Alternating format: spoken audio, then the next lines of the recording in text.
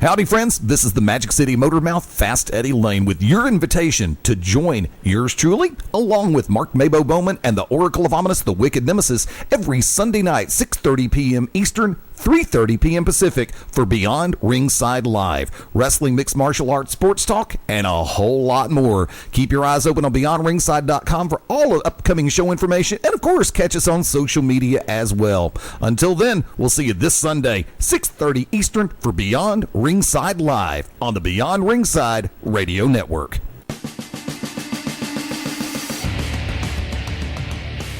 Welcome to the original rock and wrestling radio show.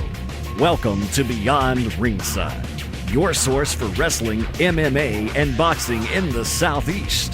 To contact the Ringside Roundtable of Beyond Ringside, email them at beyondringside@gmail.com. And now, your host for Beyond Ringside, the man, no myth, all legend, Fast Eddie Layne. I want to say greetings, good evening, how the hell are you on this 18th day of January 2015? 29 before the top of the hour. Welcome into Beyond Ringside Live. Multiple location stations in play. Fast Eddie Layne on this side of the control panel. Like to welcome in tag team partner Mark MaBo Bowman. What's up, MaBo? Still too loud. I'm sorry. For different reasons, Mark and I have both been dealing with headaches today. Tag team partner, the Oracle of Ominous, Wicked Nemesis, sent me a message. He's going to be a little bit late calling in today, but he will definitely be with us this afternoon. I have been watching the NFC Championship game, and it has been the tale of two halves. You had the Green Bay Packers, who just came out smoking on all cylinders, and in the second half, especially the fourth quarter, and taking it to overtime, the Seattle Seahawks, led by Russell Wilson, pull what I consider to be one of the most beautiful comebacks that I mean, I don't have a dog in the fight. And MaBo, I know you don't watch pro football half the time. But this was one of those. I try all the time. Try all the time. Okay. But I've just got to sit back and say this. For the first half of play, hats off to Green Bay. But for that comeback to turn it around and win 22-28 in overtime, my hat is definitely off. And major props, kudos to the Seattle Seahawks. They did everything right in the second half where they couldn't get it going in the first. And it was a beautiful matchup. I picked Seattle to win today begrudgingly because I felt that because my original picks to go to the Super Bowl this year were Green Bay and the New England Patriots. And I was having a conversation with Hitman a few minutes ago about the what's going to happen if one goes and which one goes. It's like, even if I win, I lose, but if I lose, I win. It doesn't matter. I don't have a dog in the fight. I'm a Falcons fan. I just want to see a good game. And by God, I did. Shifting it over real quick. And before we go any further, to everybody listening in through BeyondRingside.com, thank you for joining us. To everybody listening in through WinAmp, Shoutcast, and through TuneIn Radio and the TuneIn mobile app, thank you very much. Chat room is open right now over at BeyondRingside.com. Plus, you can find us on Twitter, Facebook, LinkedIn, Google+, and a whole lot more. MaBo, I laid one out there earlier this week, and it started with Monday Night Raw. The fact of the matter stands, when the abrupt return before New Year's Eve of the Authority occurred, change that sentence to structure however you want to, I'd made the comment that I was going to be afraid that it was going to be an extended run of the dark side of the WWE, the heel authority figures, and how crazy is it, how bad is it going to get? At any point in time, I ask you straight up, how many times have you considered changing the channel because of the oversaturation of the Authority?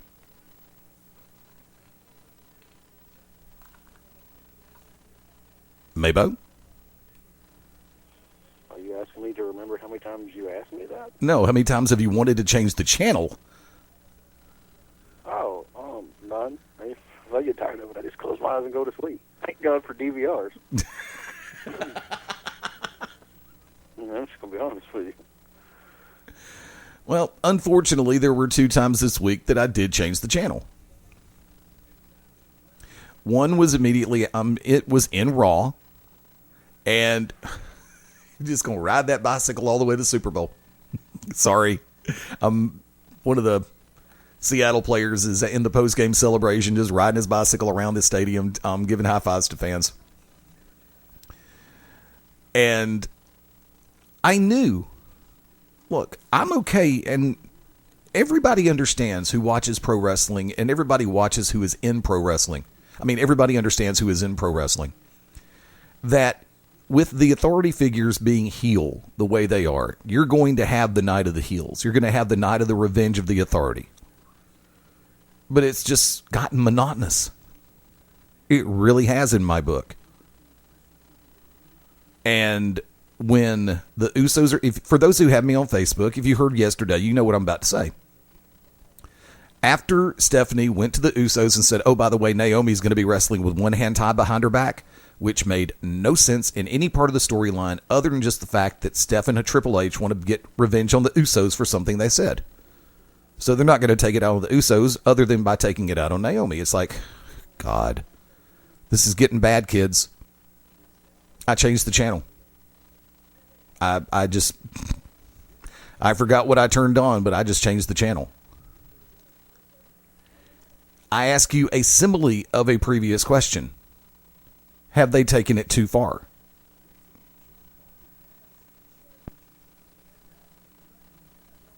No. I mean, they're playing the part of being a-holes, and that's what they're doing. There's no taking it too far. I mean, it's going to be the whole, if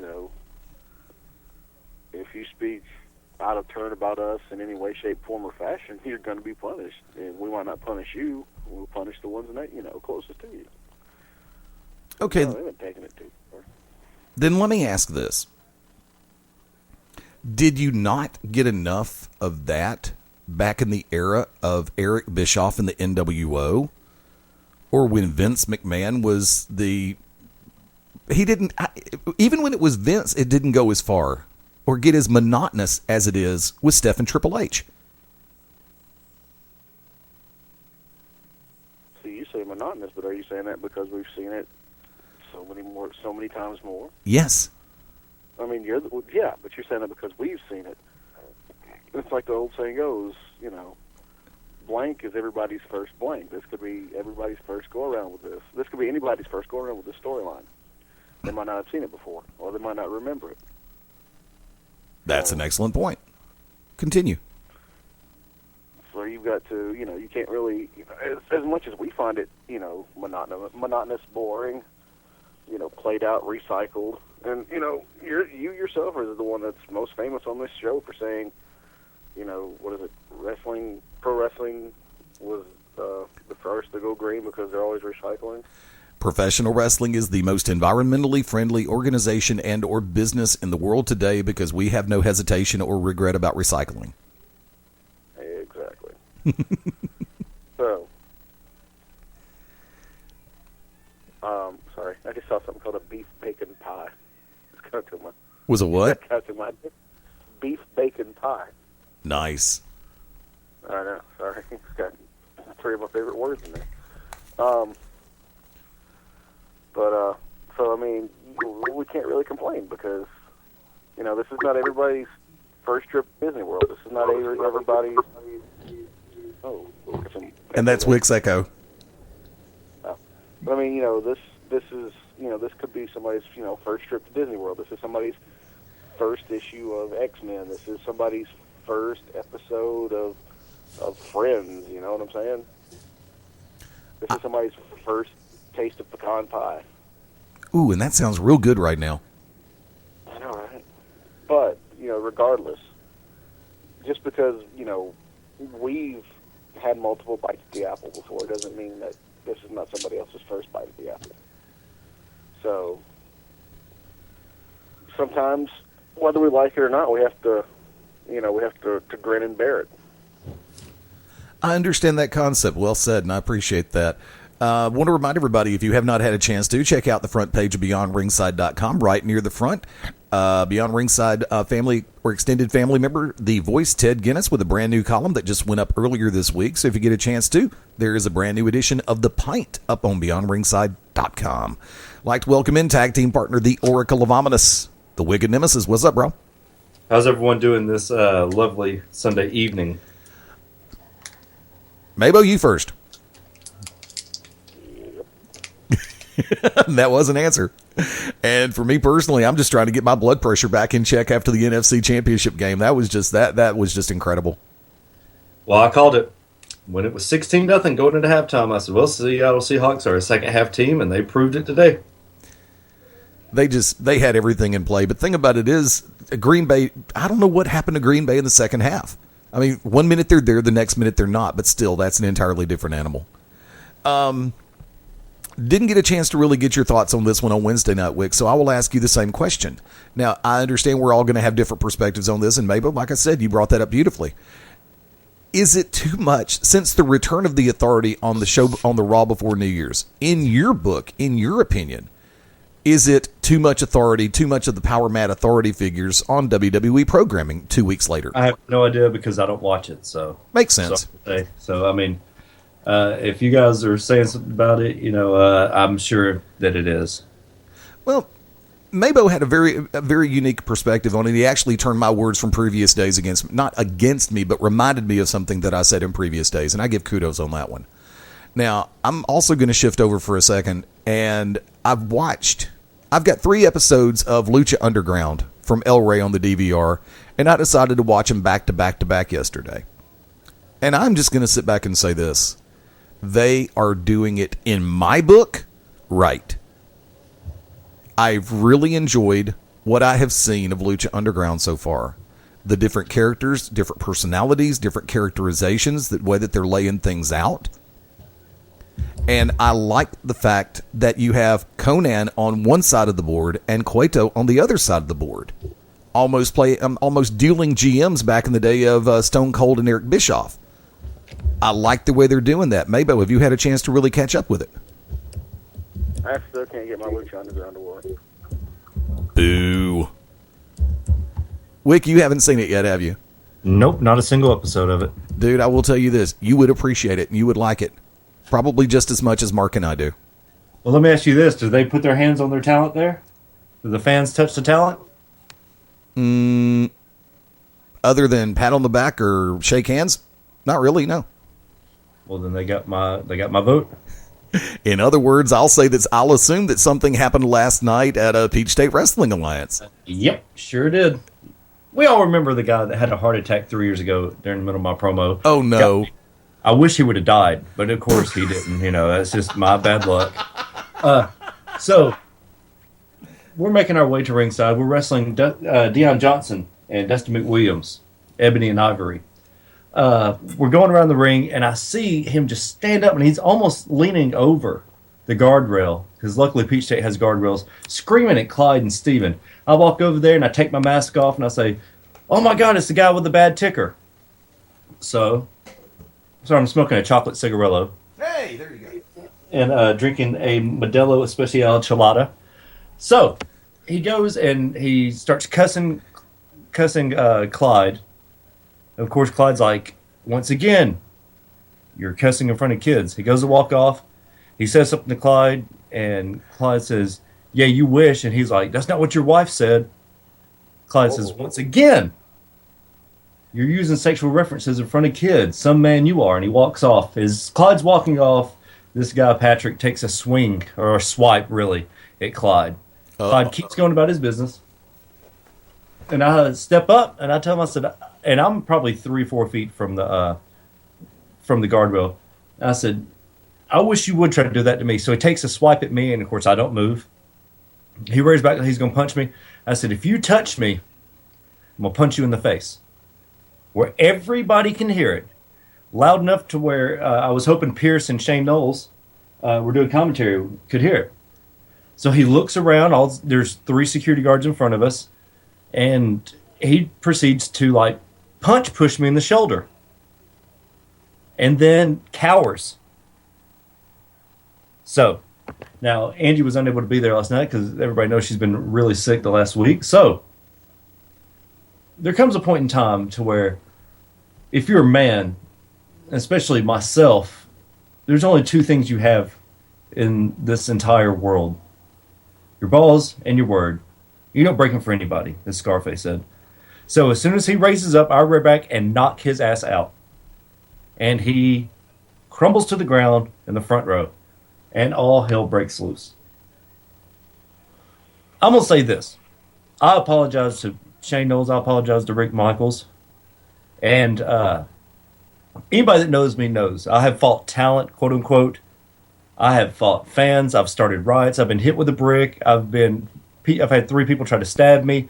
I've had people try to slash my tires. Bishop and I have had to fight our way out of the arena on 2 occasions.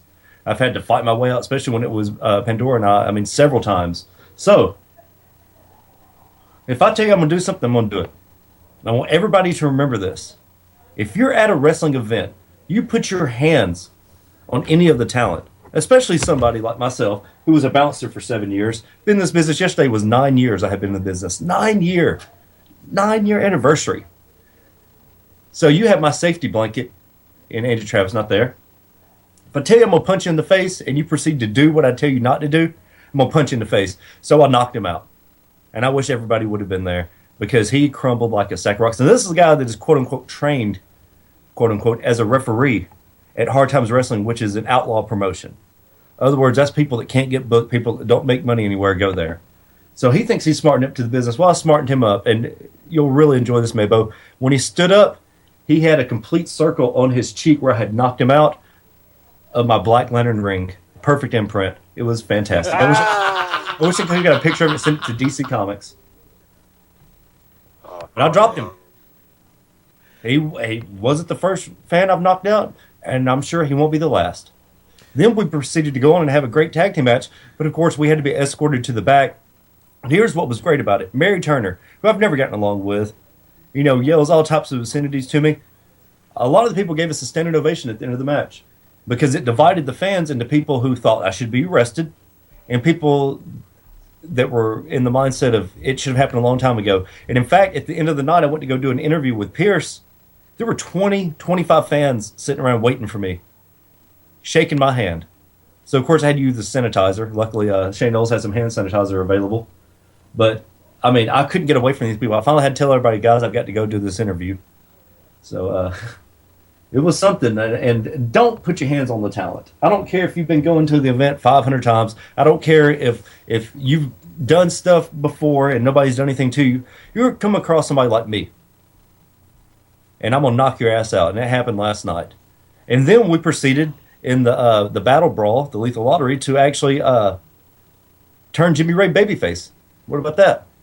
So if anybody out there, if you have a heel that you want to turn babyface, bring in the Sevenfold Saints, because I promise you, they'll be babyface by the end of the night. By the end of the night. You guys know, at GCW, fans don't do that. Fans, that's our home promotion. At GCW, the fans, they give me crap, and then they're like, oh, Wicked, we know you're a nice guy, et cetera, et cetera. I'm not a nice guy. I'm really not. I'm a complete ass hole. See what I did there? Mm-hmm. But when it comes to Wicked Nemesis, it's turned up to 11. See, most people, their amplifiers go to 10 instead of getting bigger amplifiers. We just make ours go up to 11. And that's This Is Spinal Tap reference for the evening. Of course. Don't put your hands on talent. You never know when somebody's going to beat your ass.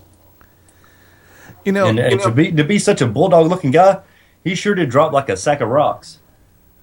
Or as the Beastie Boys would say, drop! On Intergalactic, yeah. So, I wish you guys would have been there. I wanted to be. I wish I could have been, but fortunately duty called, but unfortunately duty called. I'll say this way. This was one of those occasions where I wish there would have been 2 of me, because I would have liked to have made the trip as well as take care of what I took care of yesterday. So, well, see, in most wrestling, they'll pull the guys over the guardrail and hold them down or whatever. And I told them, they asked me why didn't I pull them over. Of course, the guys that had never been in a fight in their life were like, why didn't you just let the security guards take care of it? I said, well, the security guards were taking care of it. It wouldn't have escalated like that, and that guy wouldn't have been in the building. That's his 5th time being thrown out. And I do wish he would have died of a heart attack there, because that is one of my best promos I've ever cut. But and damn you, J-Rod, for not letting me mention it in the rest of my promo. I went right back as soon as the ambulance took him out. I went right back to cut my promo. So all great fun at Peach State last night. It sounds like it. And you can see us next week when AJ Still defends his UIW Heavyweight Championship against Clyde Braddock with me in his corner. And you know those fans hate me. You know, and this is something that it's always played on me as far as my brain goes, you know, all the way back to when I first started going to shows. And that's something, there's always been that dividing line where, you know, reach out, try to shake your hand or shake somebody's hand or pat somebody on the back or on the shoulder as they're either on the way to the ring or, you know, get knocked outside the ring or on the way back from the ring. But there's always, and it doesn't matter, you never see anybody try to climb the cage at a mixed martial arts show. You never see anybody really try to jump in the ring, even when it was Mike Tyson, the most hated person in boxing, which there's a side story in a minute that I'm going to cover. But for some reason, over the years, we've seen people who've wanted to climb over the rail or whatever to get into the ring at a pro wrestling show. And it's like you very rarely see somebody charge the diamond at a baseball game or jump on the field at a football game or hit the pitch at a soccer matchup. Why does it seem like people just genuinely have to try to jump the rail and do something at a pro wrestling show? MaBo, you first. Because I don't know, there's, more than likely various reasons. One, over alcohol consumption. Yeah, there you go. Two, probably goaded into by their friends, and coupled with, of course, the alcohol and enhanced levels of testosterone. Also, the fact that they, still they think it's fake, air quotes, and that if somebody does, if they do something, then nobody's going to do anything to them. So, or they've probably heard stories of so and so did this, and they just took him out of the building. They didn't press charges or anything. So this person thinks it's not going to be any ramifications or repercussions. So, it's just a myriad of things that makes them think that there's nothing's going to happen. When in fact, Eddie, if you remember at a LXW show, I believe it was LXW or IWA Deep South, where LXW somebody punched Cobalt in the face, and that's when the Batiri and a couple of the LXW guys out of the locker room came in and beat the crap out of the guy. Now, did anything happen to him as far as being arrested or escorted out or anything? Well, he was escorted out, but he wasn't arrested. He could have been. That's assault. But the fact that he was on the ground and getting kicked in the ribs by about 2 or 3 guys, I think that was punishment enough. So, but it all just comes down to the fact that they think that they're untouchable, when in fact they're not. Wick, same question. Well, it goes to, just as MaBo said, MaBo stole the words right out of my mouth. Most people consider wrestling fake. And wrestling gives you an opportunity to be able to talk back to the fans that are screaming stuff at you. Right. We see it occasionally at football games, but these guys, they always want to try you. And I've always said this, if a fan whips your ass, you shouldn't be in the business. And you used to get fired back in the early 90s, late 80s, 70s, and 60s. If a fan beat you up, you were fired. I'm going to tell you this right now. I'm not the baddest guy. I'm not the strongest guy. But I have been in more than God's share of fights. And these guys go out there and they're full of testosterone. They're all riled up. And they see one guy do it and nothing happened to him. Maybe they'll throw him out. Maybe they'll tell him to sit down. So they think they can do it. Well, I'm here to tell you, don't do it. Because as soon as you, man, and the guy pushed Clyde about 2 months ago, and we all saw Clyde clear out 4 rows of chairs pushing him back. And yet he still does this to me. And I'm 6'3", 195 pounds, used to be 6'3", 215. And they see this guy come out with a mohawk and a mask, and they're like, oh, he ain't nothing. Well, your ain't nothing is going to be something across your face. And this is this right fist I've got. That's something that I've always found to be slightly peculiar. Like I said, in my world, I watch the circumstances, because I've had people take swings at me at shows back in the day. And, fun part of being a manager, that's one of the things I really enjoyed, was the fact that I used to get paid to piss people off. I'm sorry. For someone with my temperament in younger days, trust me, that was a beautiful thing. And that's something that's like, and I appreciate the fact of what you were stating that Clyde said earlier to this guy. You're using sexual innuendo and references in front of kids. You're cussing in front of kids. Now, I'm not going to condemn, but I'm definitely not going to condone, because this is where I sit back and I will say this. Parents should be parents 7 days a week.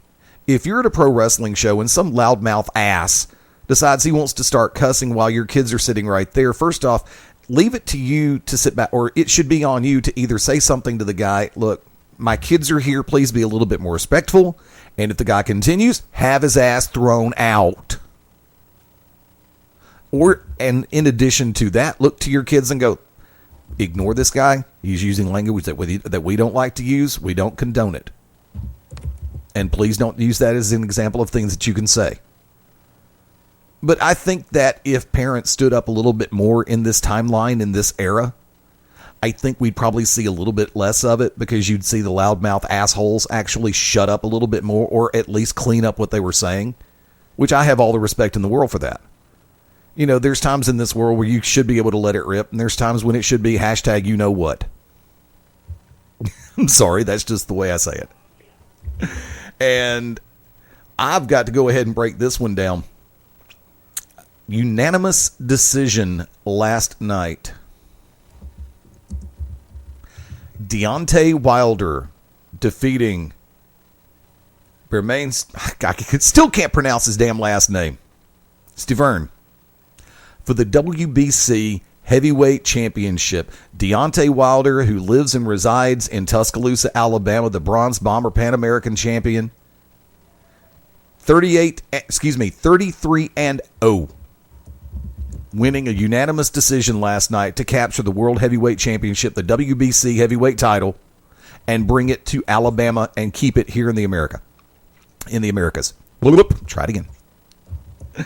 We've actually interviewed Deontay before, interviewed Jay Deese with Sky Promotions before, had a great time during both interviews, and I'm going to work to see if we can get Deontay on the show in the next week or so. We're going to let the media frenzy die down a little bit, and hopefully get the opportunity to bring Deontay on and have maybe for the Tuesday conversation, just to be able to sit down and shoot the bull and find out where he's at right now and what his plans on the table are going to be in a little bit of a different perspective.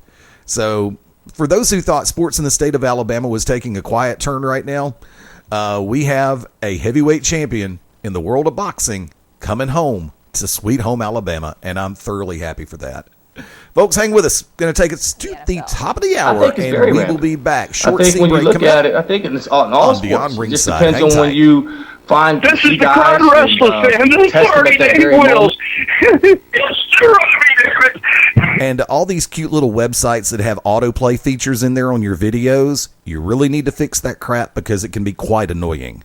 And I'm the Cosz, Robert Cosper. And this is your invitation to join us and the Hitman, Big Daddy Cool, Ryan Adcock, right here for the Saturday Showcase.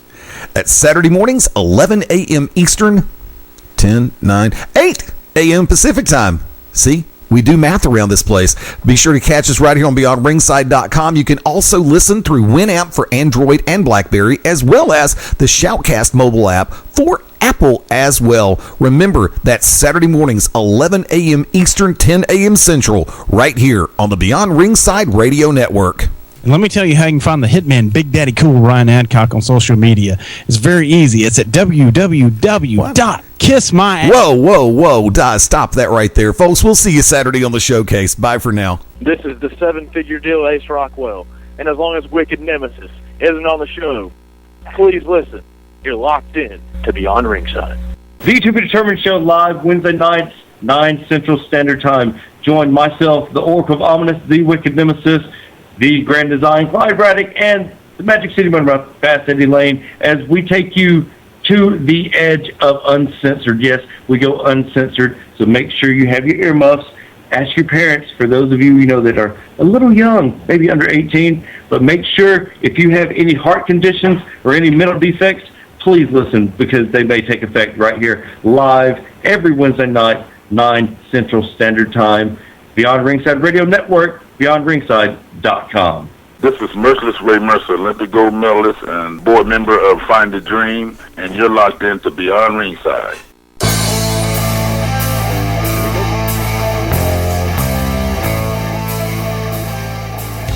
Set and ready to go 2 minutes after the top of the hour. Like I said, we're going to make it a short one, and we did. Wanted to make sure you get all the network promos in that we had slated for that stop set. So thank you for hanging with us, and we are back live. Fast Eddie Layne, Mark MaBo Bowman, the Oracle of Ominous, the Wicked Nemesis. Had a chance to, coming out of last week, finally get a chance to really sit down and watch Ring of Honor from last week's episode, and I've still got to sit back and say, they have been on a tear as far as the televised product goes. And I am not going to sit back and do what I would normally do at this point and bring up the comparison about Ring of Honor having 1 hour, Impact having 2 hours, Lucha Underground having 1 hour, Championship Wrestling from Hollywood having 1 hour, and WWE going 6 hours of recorded programming, technically 5. But I am going to lay it out there in this capacity. When you have a televised product and you leave it at a 1 hour show, regardless of the reasonings, whether you can afford it or not, whether the talent base is there or not, or whether you feel it's just better to keep it in an hour and not push any longer. Is that, I mean, do you consider that to be, okay, I almost said the phrase, I'm going to say it anyway. Do you think that's best for business in most regards? MaBo, you're up. Sure. No. Seriously. I don't even know what you're talking about. The timing of the program, keeping it at an hour as opposed to trying to go 2 hours, or Impact having 2 hours and not going 3, but you got WWE that is trying. It just depends on how good your product is. I mean, if you've got a great product and you only give people an hour, yeah, sure, they're going to keep coming back every week for more, but, it gets kind of frustrating. But, say you have a mediocre product at best, you go 3 hours, people are going to lose interest. Or if you have good talent and everything, you just don't use those 3 hours properly. I mean, WWE has, they have great talent. It's just whether the writers and such choose to use those 3 hours properly. So to me, it's just all about, time management and time use. I understand, you've got pay-per-views you need to push, merchandise you need to push, and ads and all that stuff. But at the same time, think about, are you appeasing your fan base with what they're paying to see? And that's, sports entertainment, if you're Vince, or pro wrestling, or what have you. Wick, same question. Well, Ring of Honor and some of those smaller products need to keep it to an hour to put more wrestling in, to show, that there still is wrestling out there. WWE is sports entertainment, and they let everybody know that, and they're not going to change. They have a lot of products that they need to put in, and they have a lot of backstage vignettes and a lot of backstage stuff going on, so it just goes to show there's more stuff out there than just WWE, and they need to keep it to that. An hour long is about what the time span and what the attention span is right now for professional wrestling fans. Wick, I'll go to you first on this one. Have you watched Wrestling with Death yet? No, I'm probably not going to. Comes on WGN America. I believe it was Wednesday nights. I believe it comes on. Of course, they sprinkle it in throughout the course of the week. MaBo, have you seen this one yet? No, I haven't had a chance to watch it yet. I forgot what time it came on and everything. And I think we just lost Wick momentarily. I figured he'd do the shameless plugs first. Flying by the seat of our pants on Sunday nights. That's the way we do things around here. Before I go any further, I want to remind everybody, WrestleRage Radio with Mark Rage and Stan kicks off at 8 p.m. Central Standard Time. The new edition of the Midnight Black Mass will broadcast here this evening at 10 p.m. Central Standard Time. I've watched a few minutes of Wrestling with Death because of morbid curiosity. There's that keyword morbid. Because some people enjoy the show, some people don't enjoy the show. Some people have given it very high praise, others have shredded it. And one of the reasons for the negativity about the show is the factor of how much behind the scenes and pulling back of the curtain they do. And also the fact that the wrestling, for the most part, is god-awful. Back in the day, we would have called it outlaw. Thanks for playing. But do shows, okay, you said you haven't seen it, but I'm going to ask you, based on what you've heard about the show, not on what you've seen, but what you've heard from other people and what you've read, do shows like this hurt wrestling? Well, that was kind of something I was going to bring up. I mean, so I was going to ask you and Whit your opinions on something later on. We can always move it to the next broadcast we have. To me, it really just depends. I mean, if it's, from what I've seen of the previews, this doesn't look like, and correct me if I'm wrong, Eddie, because you've seen the show, these people, do they even look like they've had some training? Very little. Some reputable training? Okay, there's that word, reputable. No. I mean, they have a basic relevant clue about what they're doing in the ring from what I have seen, but as far as extensive training, no. I mean, anybody can palm that off of watching past seasons of Tough Enough or anything. I mean, if you sit there and watch it long enough, you can get a basic idea, but that doesn't mean you're doing it right. True. That's like, that's like saying you can sit there and watch porn all day, but doesn't mean you're going to, be great in bed. Finally with Huh? Be great in bed. Exactly. When you're finally with somebody, you're not going to knock it out of the park. So that doesn't mean jack squat. So I'm, to me, if it was like, if they were reputable, and if it was, like you said, if it wasn't, to me, like I said, it seems like it's an outlaw promotion. You know what I'm saying? Yep. That's just from what I understood, and I could be wrong, but you've seen it, so you know what the company looks like. I don't. Right. But just from the trailers, just seems like every backyard or outlaw promotion, I've been to here in the state of Alabama and some parts of Georgia. So, I think to me that makes that hurts it, because then it makes it seem like not just anybody can be a pro wrestler, because let's be honest, not everybody can. Right. I mean, I hate to squash anybody's dreams out there, but guess what? Not everybody can. Whether it's physically, because I'll be the first one to tell you, I can't. There's no way I could physically get... What the hell did y'all three just do? Oh, Lord, they're fighting. I'm on the radio. Quit fighting. And for those who don't know, please tell them who you're talking to. Got 3 guinea pigs fighting while I'm trying to do... Y'all know I do the radio show on Sundays. Make up. Cut it out. No apple. Anyway, physically, no. I can't, because, other than I'm a great big fat wad. That hasn't stopped some people we know. I know. I don't want to start on him. Stop it! That's just some. I just don't have impressions for the others. Okay, there you go. And you forgot he's dropped weight. Also, huh? He's dropped a lot of weight. Yeah, I know. Still a douche. But stop it.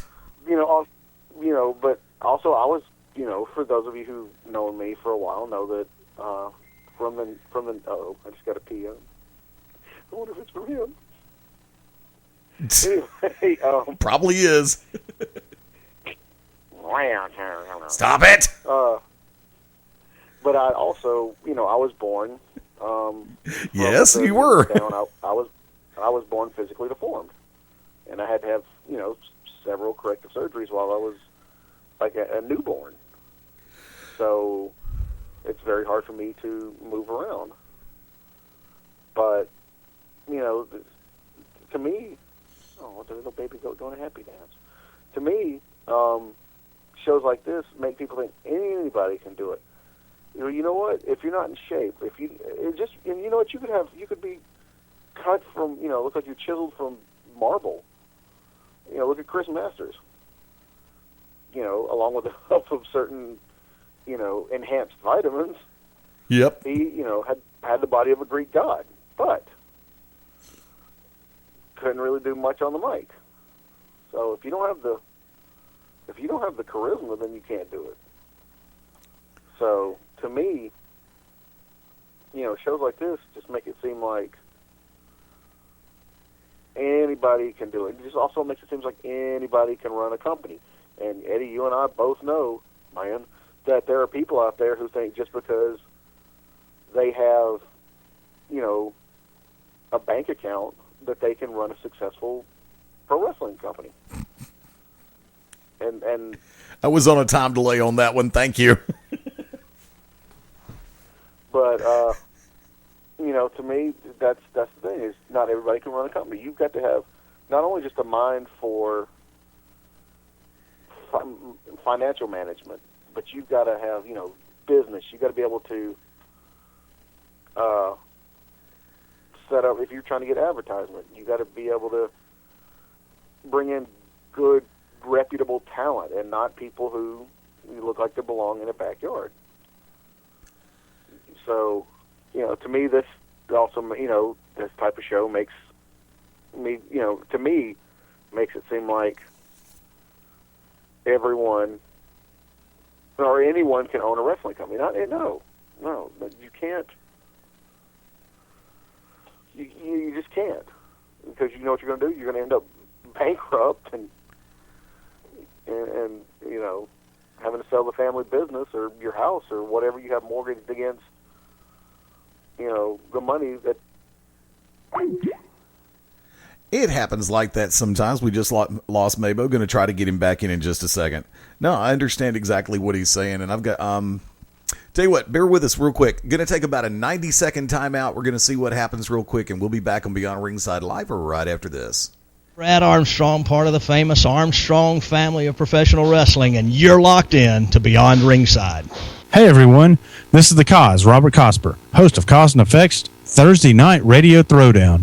This is your invitation to join me, along with the Effects Stuart Couch, Mad Dog Dan Sawyer, and all of the craziness that is C&E, right here every Thursday at 7 p.m. Central, 5 p.m. Pacific Time.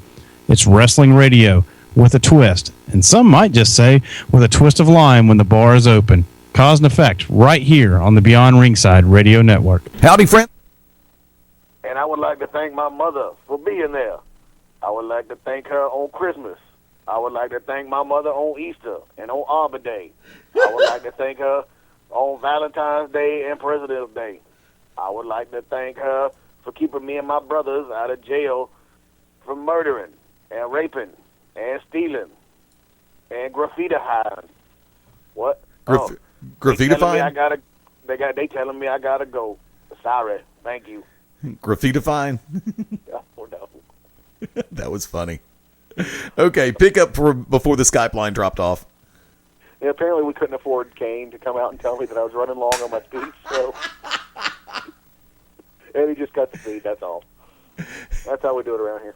What was the last other thing I was talking about? I don't know. I panicked when you dropped offline. I couldn't remember exactly where you were. Well, anyway, to summarize everything, it's just, to me, these types of shows make everyone think that they can afford to start their own professional wrestling company, or that they can be a professional wrestler. Look, if you're in decent shape, guess what? You're going to need to be in better shape. What, just because you ran, track in high school and you're now 32 years old, guess what? You're more than likely not at the level that some of these guys are. You know what I'm saying? Yeah. So, but they also make good entertainment because, well, I mean, let's be honest.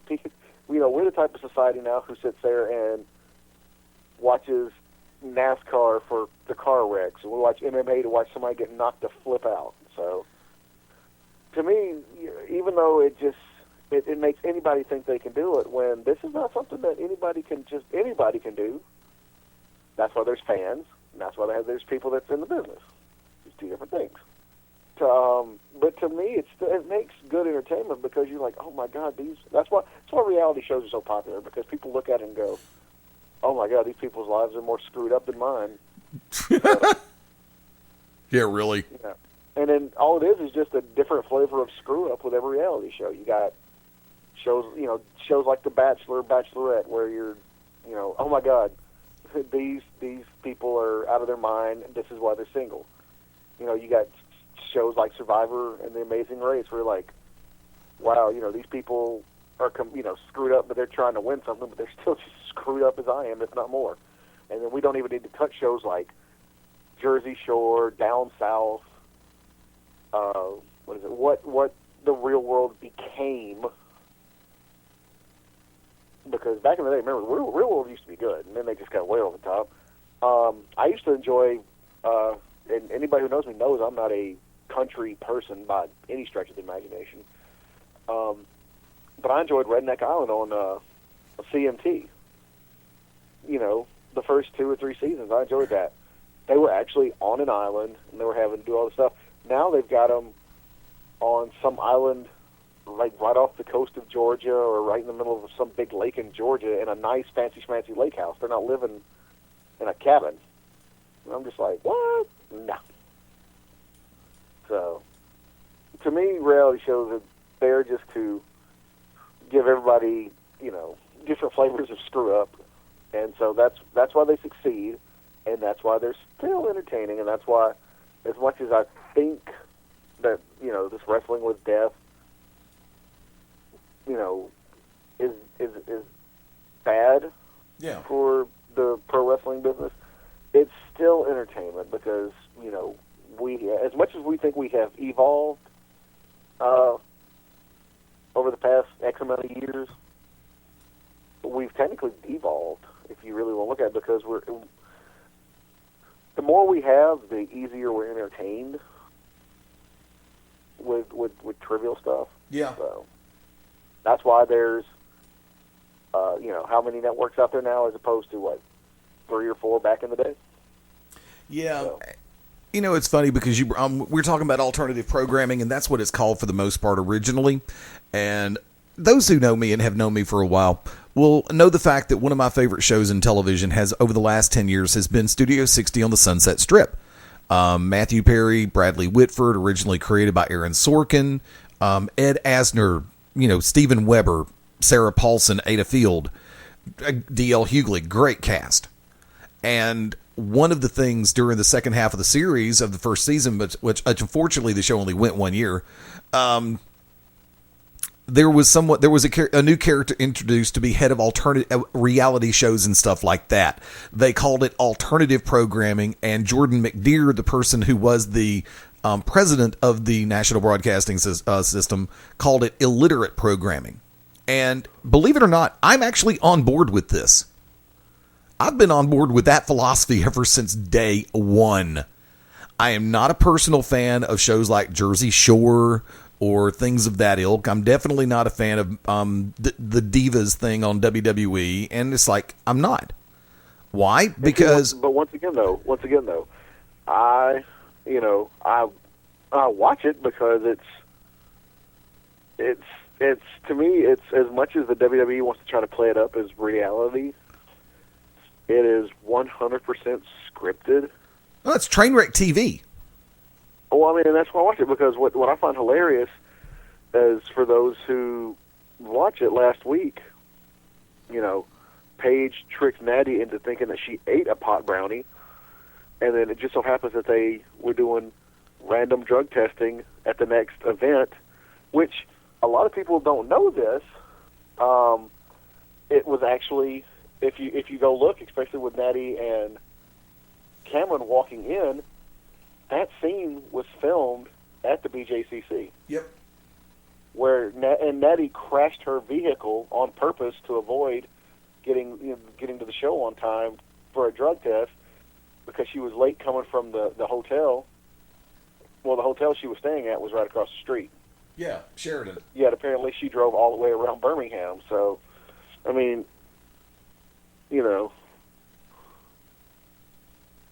it's just, as much as WWE wants to try to pass that off as reality, and by the way, that show makes Paige look even sexier, which I didn't think was possible, but it happened. Call me Paige, but to me, it's just, it's bad for pro wrestling, but at the same time, it's still watched because it's some form of entertainment. I can understand the perspective, and better than me. Say what?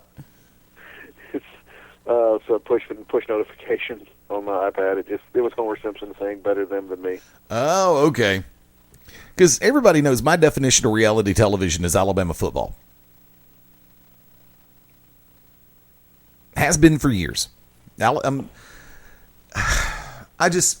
Look, I don't call shows like overhauling reality TV. I call that a car show.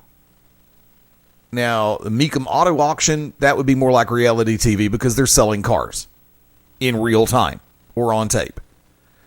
But some of this other stuff, I don't watch Real Housewives. I don't watch The Bachelor. I don't watch The Bachelorette. I don't watch this crap.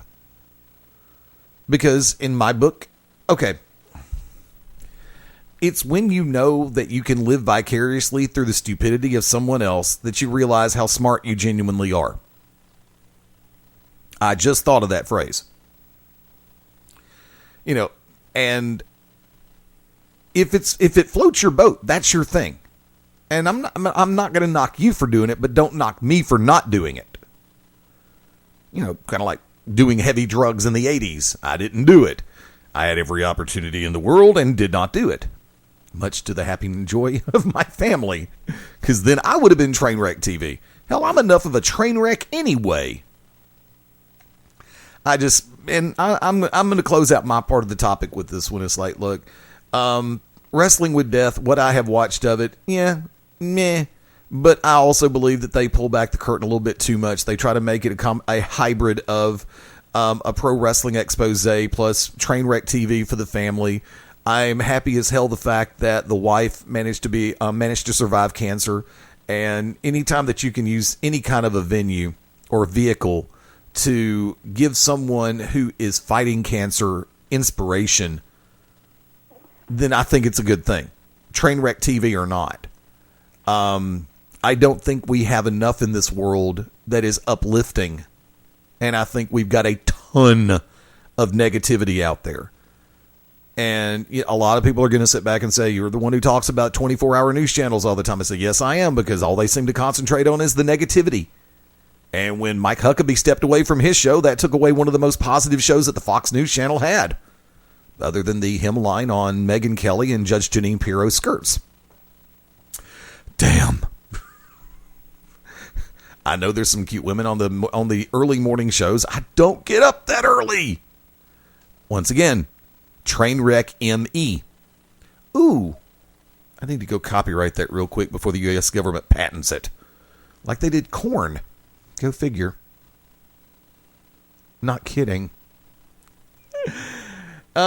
Before we go to the bottom of the hour break, MaBo, I want to go ahead and throw this one to you. And actually, I'll go ahead and keep it along the same topic, but I won't. It's like a pseudo. I think ROH's version of quasi-reality TV, which is called, in my humble opinion, the Top Prospect Tournament, at least on the televised side, has been going along quite nicely. Have you had a chance to see any of it? Well, I mean, yeah, I saw last week's and I saw this week's with that, what's that guy's name?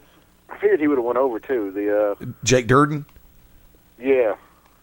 Yeah, this week's episode featured Donovan. I hope I pronounced his last name right because I didn't listen. I watched Donovan Dijak and Jake Durden. No, not DJ.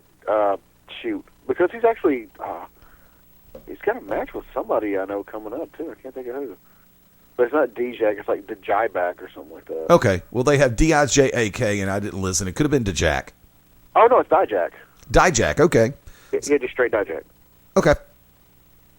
But yeah, I figured Jake Bearded. But you didn't hear what they said about him, did you? I did notice the fact that he was trying to use the old Kevin Sullivan Asiatic spike. No. Well, I mean, like he's had time over in Japan and everything, but no, not that. They said he was the. And once again, grain of salt. But I just thought it was funny that they said this, but yet he was on their top prospect. He was the first one ever asked to leave a Ring of Honor tryout because he was stiffing people and hurting them and stuff. They actually said that? That's what they said, but then they turned around and invite him to be on their top prospect challenge. Nice. I was like, oh my God. I was like, no, that's some TNA crap right there, guys. I was like, come on. Yeah, where's Rockstar Spud when you need him? And I don't know because unfortunately I did not see Impact this week. None of my DVRs caught the time change or the change to Friday. Believe it or not. Yeah. And I did, and I'm watching. I didn't. What's that new one they got on Saturday morning? Unlocked. Yeah. I hadn't set up for that one, but I started. Once again, I'd read the spoilers, so I kind of know what had happened and everything. But oy vey, with the beat down clan. I thought it was beat down crew. It was beat down clan is even worse. And the part I did find funny was, MVP was like, low key and Samoa Joe, we rode up and we were, we ran the roads in the, crappy Florida promotions for a handshake and a hot dog. That's why we're the beat down clan, we're family. And what I found funny was when he goes to bring Eric Young out to explain himself, he goes, this man, he might not be a member of the clan. And I was just like, you really want to say that about a white guy? I mean, seriously? He's not a member of the clan? Yeah, I know. I'm with you. Go ahead. I was like, it's a compliment, I guess. But no, I mean, it sounded so like they were, oh, God, what did he, I forgot. If you can find it someplace, I'm sure they'll and this is what I've noticed, they replay the hell out of it, unlike Spike. Well, unfortunately, this week's episode of Impact is not going to be replayed unless they just put it in there somewhere. I checked my DVR, and their next broadcast is going to be on Friday morning when they're going to show the three-part. Oh. The three-part. Anyway, go ahead. Just the way MVP was coming, I expect more from MVP because, he's been around for a hot second. He's been to the big dance. He's been over to Japan. To me, the way he was saying and the way he was calling himself the Beatdown Clan, I swear to you, it sounded like some 10th grader trying to cut a wrestling promo. Yeah, I know. I just Hitman and I both thought it was funny that they ended up using BDC. Now he can't use it. What was? I'll tell you off air if I remember the story. Okay. But yeah, that is true. They were using BDC, and now you can't use it. Poor dude. Well, actually, yes, he can because it's Big Daddy Cool and not Beatdown Clan. Kind of like. But he just can't use BDC. Guess what? I'm not going to stop him. I think that he should be. I wouldn't either. I mean. There you go, folks. Do me a favor. Going to head for the bottom of the hour network break. We will be back in 5. Hang with us. This is Beyond Ringside Live. Ladies and gentlemen, this is The Temptation, Sean Tempers, and right now you are locked in with Beyond Ringside. Sunday nights at 11 p.m. Eastern here on BeyondRingside.com. Join us for the Midnight Black Mass. Myself, the Reverend Dan Wilson, brings you the dark gospel of professional wrestling, uncensored, unedited, uncut, and not for the faint of heart. You can find out more about us at youtube.com/pottyhumor or subscribe at Potty Humor on iTunes and Stitcher today. Ladies and gentlemen, This is Bill Behrens, and you're watching, you're listening, you're experiencing Beyond Ringside, and you are a better person for it. Trust me. Ladies and gentlemen, this is SmackDown from WrestleRage Radio, coming to you from the Beyond Ringside Radio Network. Join myself and my co-host, Super Stan Grubb, Sunday nights at 9 p.m. Eastern, as we present WrestleRage Radio, where we rant and rave on everything in the world of pro wrestling. Sometimes we'll have a guest. Sometimes it'll be just me and Stan BSing about the sport that we love, pro wrestling. Check us out. Tune in Sunday nights, 9 p.m. Eastern, 8 p.m. Central, only on the Beyond Ringside Network. This is Bob Allen, co-author of Gordon Soley's Something Left Behind and the Soley Chronicles, and you're locked into Beyond Ringside. Hey everyone, this is the Cosz, Robert Cosper, host of Cosz and Effects Thursday Night Radio Throwdown. This is your invitation to join me, along with the Effects Stuart Couch, Mad Dog Dan Sawyer, and all of the craziness that is C&E, right here every Thursday at 7 p.m. Central, 5 p.m. Pacific Time. It's wrestling radio with a twist, and some might just say with a twist of lime when the bar is open. Cause and Effect, right here on the Beyond Ringside Radio Network. This is Bad Brad Armstrong, part of the famous Armstrong family of professional wrestling, and you're locked in to Beyond Ringside. This is Awesome Austin Creed, the smartest man in this industry called pro wrestling, the valedictorian of this business. You are locked in to Beyond Ringside.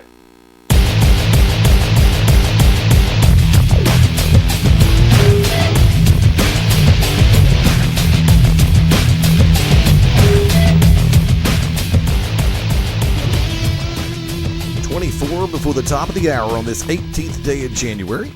Welcome back into Beyond Ringside Live. Fast Eddie Layne on this side of the control panel. Mark MaBo Bowman. Welcome back, my friend. Guinea pigs get pissed off when I eat some of their apples. Hey, look. I know I'm going to sound ignorant when I say this. You know, how's that change for, almost sliced my finger off. Not good. That would have been a first for the show. Yeah. I mean, we pooped and we peed, and we've done everything else on the air. We've never lost a finger. Yeah, we pooped, we peed, we fried chicken, we've had dinner, we barfed dinner. Thank God the microphone was off. We've drank, we've had hangovers, we've been sick. You've been on heavy medication from rotator cuff surgery. Yep. I've been under the influence of some high-powered cold medicine before. Wick was on painkillers after a certain medical procedure took place. Yeah, but no one's sliced off a finger yet. Nope. Almost happened on there, so. Beyond Ringside, you never know what body part we may injure next. That is at the 110 mark. Okay, I got to mark that one down. But, okay, boogers. While he's trying not to slice his finger off, real quick. I've already fixed it. What were we talking about there? Actually, I wanted to say one more time a very special congratulations to the new WBC heavyweight champion, Deontay Wilder. Alabama's own champion now. And, 33-0. The kid's had a great run, and I just see it continuing to get even better for him. I think, I had high hopes for him going into this fight, and the way things had worked out, Deontay, of course, taking that record in there, and he'd not had a blemish on it yet, and tremendous amateur background, and turned it into a pro run. Everything's been tremendous for Deontay, and like I said, former guest here on Beyond Ringside, and looking forward to having him back on in the near future. So, to Deontay and his entire circle of friends and family, congratulations, relish, enjoy, and just enjoy the moment for as long as you can. Because that first title defense won't be that doggone far away. But in all sincerity, my hat's off to you. My heart goes out to you. Congratulations. That is a great piece of news for someone to give our home state of Alabama a little positive light every once in a while. It is great. It's always tremendous. So Deontay, once again, from all of us here on the Beyond Ringside family of shows, especially Beyond Ringside Live and Back to Basics and Saturday Showcase, congratulations, brother. See, we can win more than just football championships. Thank God.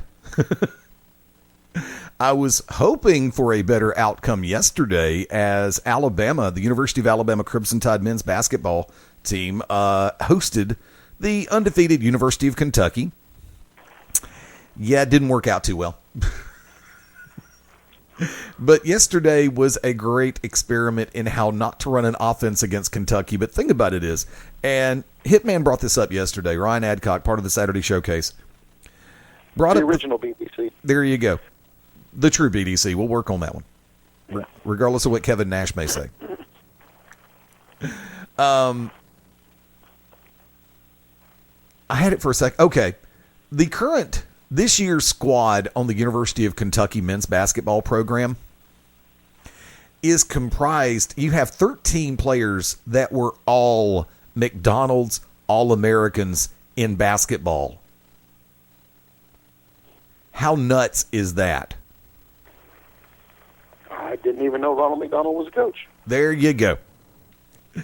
But just to be that deep on your bench, and Hitman brought it up also, the fact that normally when Calipari makes adjustments or makes substitutions, he'll substitute all 5. He'll send a brand new squad out onto the floor. And if you watch the scoring, it doesn't drop off. It's like, damn. There's got to be something in the rule book.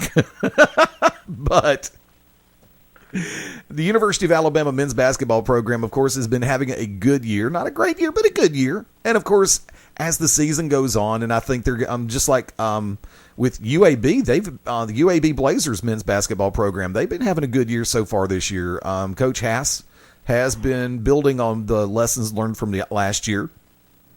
And I think it's not conceivably out of the question that by the time it rolls around for March Madness that we'll have 2 teams from the University of Alabama in the field of 64 for the NCAA championship. And if this does work out, you know me, I'll be eternally thankful for at least an hour. And until they put them in a bracket where they have to play each other, which sucks. And I don't know if you've kept track, Mark, about some of the other current goings on that affect us here locally in the city of Birmingham and central Alabama. The questions are starting finally, really starting to be asked by members of the media about the demise and what all really went into the demise of the UAB men's football team. Nope, don't care. Yeah, I know you're not a football guy. Sucks it happened, but you know what? I don't care.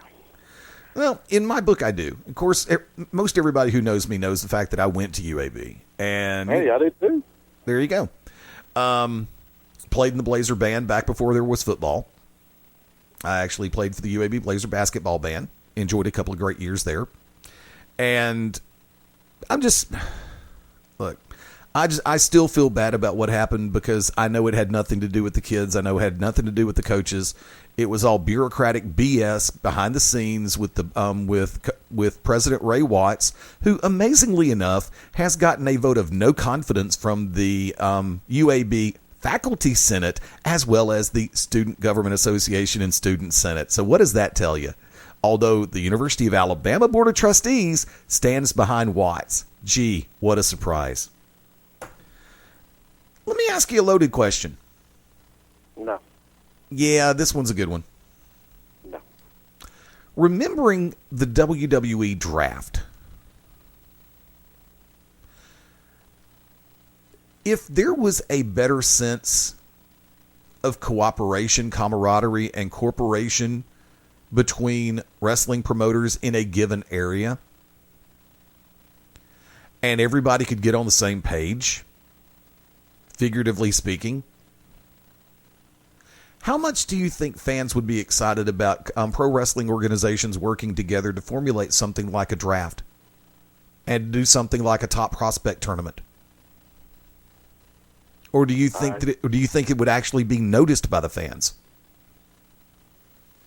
I'm going to be honest with you, Eddie. I just don't ever see that happening. Period. I mean, it's just too. The world of pro wrestling just become too expansive. You know what I'm saying? I just can't see it happening. Even in a perfect world. because I just don't think, Company A is going to put, now a top prospect tournament, I mean, still, though, there's no way everybody's going to come to the agreement that,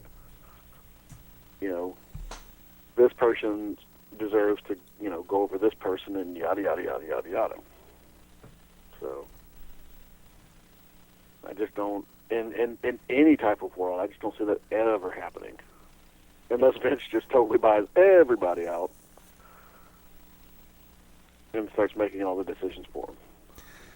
Yeah, the only downside of that is even if Vince does turn around and buy guys out, they'll turn around and reopen another outlaw company. And by the way, real quick, want to remind everybody, our chat room is very much open this afternoon, www.beyondringside.com. Like to say hello to Daryl B. and everybody who's been floating inside and out of the chat room.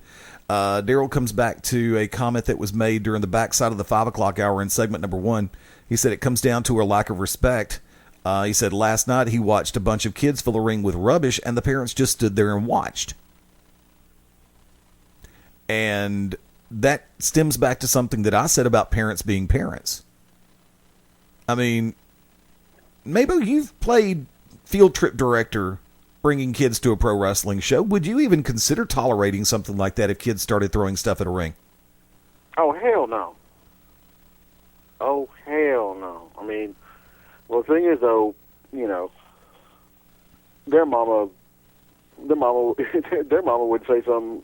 She'd probably knock it out of their hand before, I could even look sideways over at them, because she's a good mom, and that's what she does. But if for some reason, I ever had a group of kids, and I even get the inkling that they're going to toss something in the ring, not only, especially if it's a company I know, Global or LXW, IWA Deep South, whomever. Not only if I even think they're going to do it, or if they do it and they don't get caught by security or whatever, but I see them doing it, I'm going to try to make arrangements the best way I can to have them taken backstage. And not in a, hey, how you doing, little buddy? Want to autograph in a picture? No. I'm going to speak with the promoter, or whomever was the victim of the incident, and we're going to put the fear of Jeebus in that kid, because you don't do that. That's risking something. That's risking multiple people's careers and bodies by doing that crap. You don't do it. Because I would have no problems, snatching some kid up and then after the show and being like, hey Clyde, this kid pelted you with a water bottle. He's under my supervision. I apologize greatly for it. Would you like to say some words to him? Oh boy. Yeah, something along the lines of that, and be like, look, and I'll tell him, look, I'm telling you right now, don't hold back. Because that's putting, someone's life and, like I said, life and career in jeopardy by throwing stuff in the ring. Now, if it's like, a company I didn't know, or if it's like, one of the bigger companies, and somebody I know, I don't care who the kid is, I would straight turn him over to security. I don't care if I had a son or a daughter, and it was my own child. Not only would I reprimand them, but I'd be like, hey, security, you want to deal with these hooligans? Because you don't do that. You just don't. I know it sounds, like an extremist nutcase or whatever, but I don't care. You don't, because I'm not going to sit there and watch somebody slip on a water bottle or a cup or something and blow out their ACL and never be able to wrestle again, or slip and fall and land and break their neck and never be able to walk again. So, and if I ever, and I'll be the first one to tell you, if I ever saw somebody doing that, if I ever saw a kid doing that and the parents didn't say anything, oh, you damn well better believe I'm going to wheel around and say something, tell them to put their damn kid in check before I make sure they're escorted from the building. I've got too many friends who, are in the sport of professional wrestling, and I am not going to see them get hurt at all. I don't care. I don't care what our differences are. No matter who they are or what our differences may have been, I'm not going to sit there and watch them get hurt. Daryl came back to comment and followed up with, that was what annoyed me the most, that the parents were giving them stuff to throw. He said, hell no. He said, I've never been so pissed in my life at a total lack of respect to the wrestlers and the promoter. And in the heat of the moment, people don't think about that. They really don't. Look, base rule of thumb, I have said this for years. You buy your ticket, you walk in the door, you can cheer whoever you want, you can boo whoever you want. I mean, I've said some things on the fan side of the guardrail that I regretted saying later. I've said some things on the worker side of the microphone as a manager and sometimes as authority figure, commissioner, or sometime in ring talent that I haven't been too keen on when I went back and played it over in my head. Now, in the heat of the moment, you think you're doing on the mic, and you go back later, it's like, did I really just say that? God. There have been moments that I wish I could take back. Not me, buddy. Everything I've said, I've meant. Even the time that Charlie Haas was leaving an arena and I screamed that his brother was better. And Russ had been dead for like 5 years. That's really bad, Mark. Yeah, I don't care. But I only say those things, you know. I don't say them to get a reaction. If I mean it, I say it. I'd have said Jackie was better. Well, yeah, I'm sure she was good at wrestling the pole. That. And by pole, I mean penis. Okay. I will say this though. She is still, after popping out. I think she just gave birth to their fourth kid, maybe third or fourth kid. She still looks amazing. Even on Tough Enough, I was like, wow, she is just beautiful. And she likes pro wrestling, so they, extra points. I'm always hesitant. I'm always hesitant to bring up the horse crap that is social media. But I saw it the other day when I was at work and I had nothing to do with my time other than just Trainwreck TV. Sorry, boss. True. It was my day job. Who cares? But I have to ask, did you see any of the interaction of the rekindled going on between Tammy Sitch and Ashley Massaro? No, and oh my God, I totally forgot about that. Well, apparently it got brought back up and Sonny's at it again. There goes Jeff Foxworthy. I mean, look, she was, because, some people would argue who the original diva was. Some people would, a lot of people are like, oh, what about Miss Elizabeth? Miss Elizabeth was never a diva. That's my thing. Miss Elizabeth, never a diva. So, yeah, I would say Sunny was the first diva. And, yeah, she got a lot of attention. Back in the Attitude Era, the onset of the Attitude Era, whatever. And now, much like time with most folks, her looks have begun to fade, and her recreational abuse has taken its toll. Sadly, the passing of her husband. Did they ever get married? I don't think they were married. Daryl B, do me a favor, look that up. I'm too busy playing Candy Crush. You would say that. It's true. Actually, I'm playing Candy Crush Soda Pop. But anyway, we've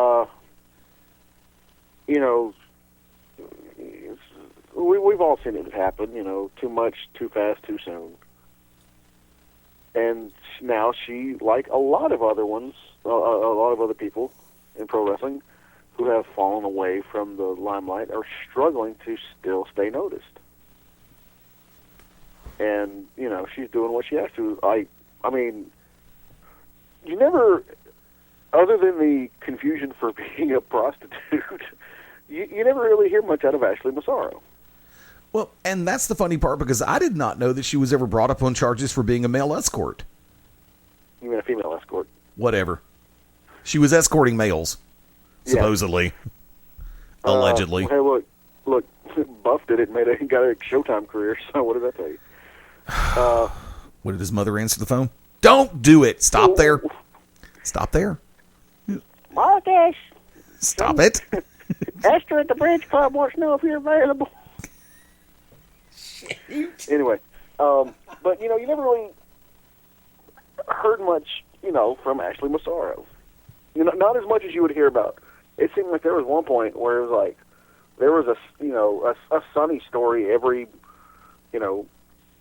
every month almost. And to me, it's just, she cannot keep it straight. You know, she was an addict. You know, it's well documented. She went to, you know, the WWE sponsored stuff. And, you know, it's more than just, drugs, alcohol, sex, whatever, that you can become addicted to. True. That spotlight is the biggest addiction you can ever have. Agreed. And, so she has to do what she has to do. I mean, you never hear about Ashley Massaro being, inebriated or intoxicated at a convention or whatever. But yet, something's always happening with Sunny at a convention, whether she's, under the influence, whether she's some kind of medical, illness suddenly flares its head and it has to be reported on, whether there's domestic issues. So,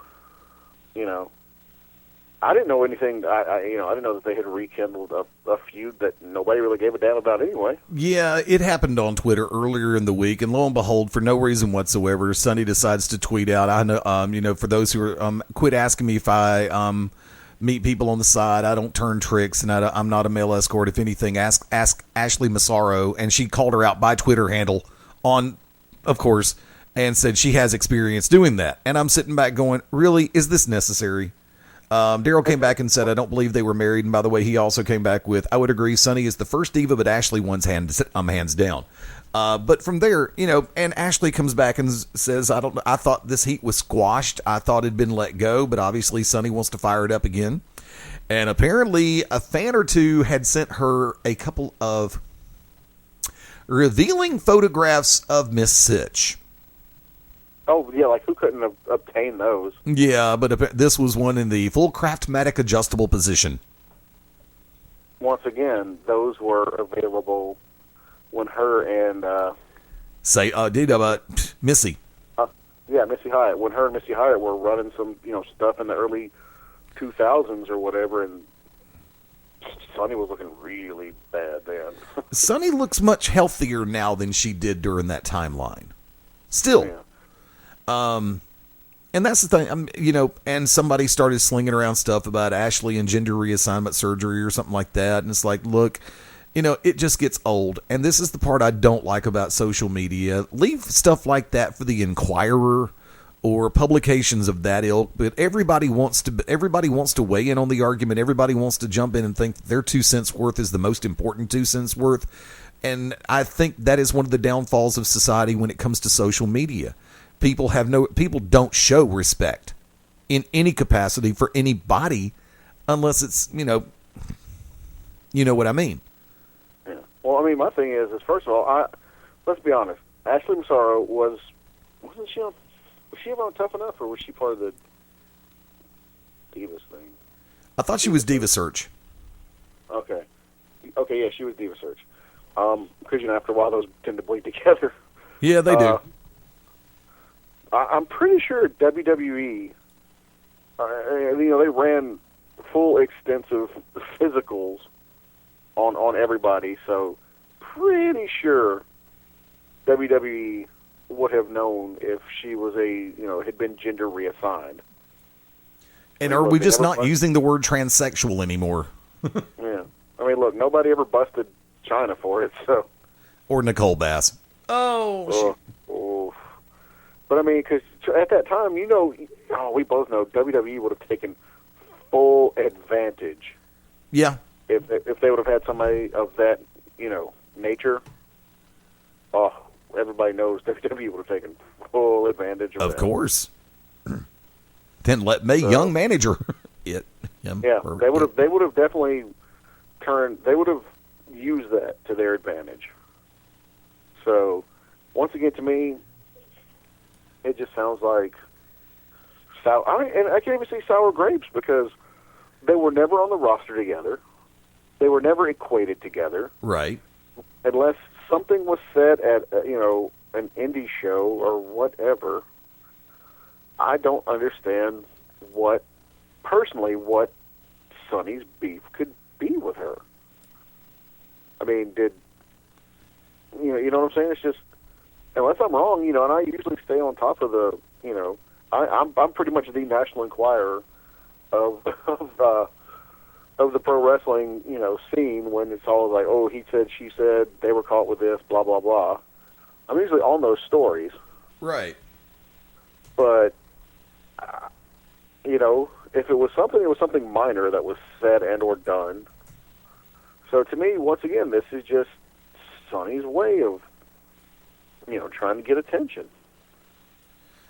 And unfortunately, that's what I think a lot of it comes down to, is the simple factor of somebody trying to get attention and trying to keep the spotlight on themselves, whatever the best possible way that they can do it.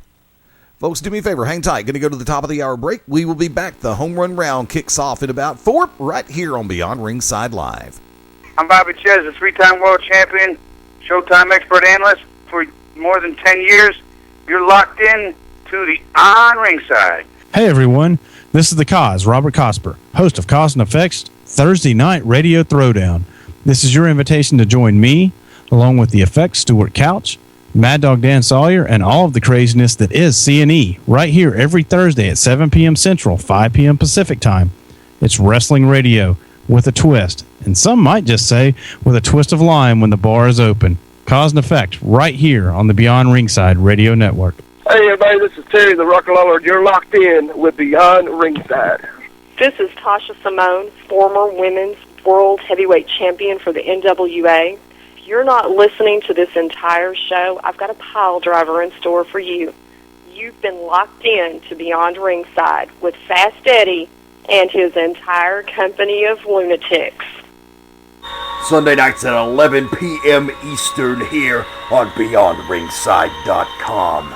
Join us for the Midnight Black Mass. Myself, the Reverend Dan Wilson, brings you the dark gospel of professional wrestling, uncensored, unedited, uncut, and not for the faint of heart. You can find out more about us at youtube.com/pottyhumor or subscribe at Potty Humor on iTunes and Stitcher today. And this is Kenny Kip Kennedy, master of Kenny's Kempo Karate. Hier spricht Tassilo Jung von Western Extreme Wrestling. This is the Dark Child Chance Crawford, NWA National Heavyweight Champion. This is the Temptation, Sean Tempers. This is Jacoby Boykins, a.k.a. the Alabama Ambassador, Mr. 256. This is the Bee's Knees, the Cat Pajamas, and the whole shebang, Johnny Gargano. This is Bill Behrens, and you're watching, you're listening, you're experiencing Beyond Ringside. And you are a better person for it. Trust me.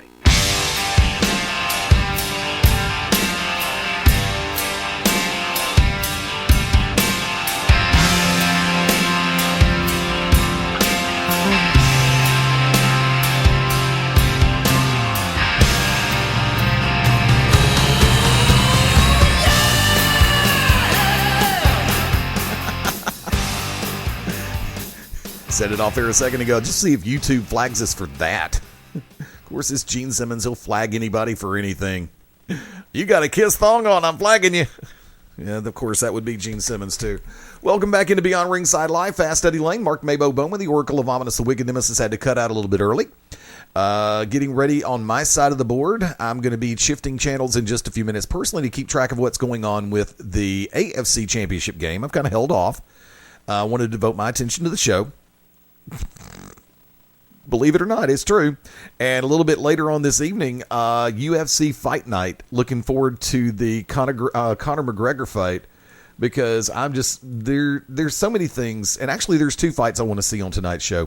Conor McGregor versus Dennis Seaver in the main event, and Donald Cerrone versus Benson Henderson in the co-main event.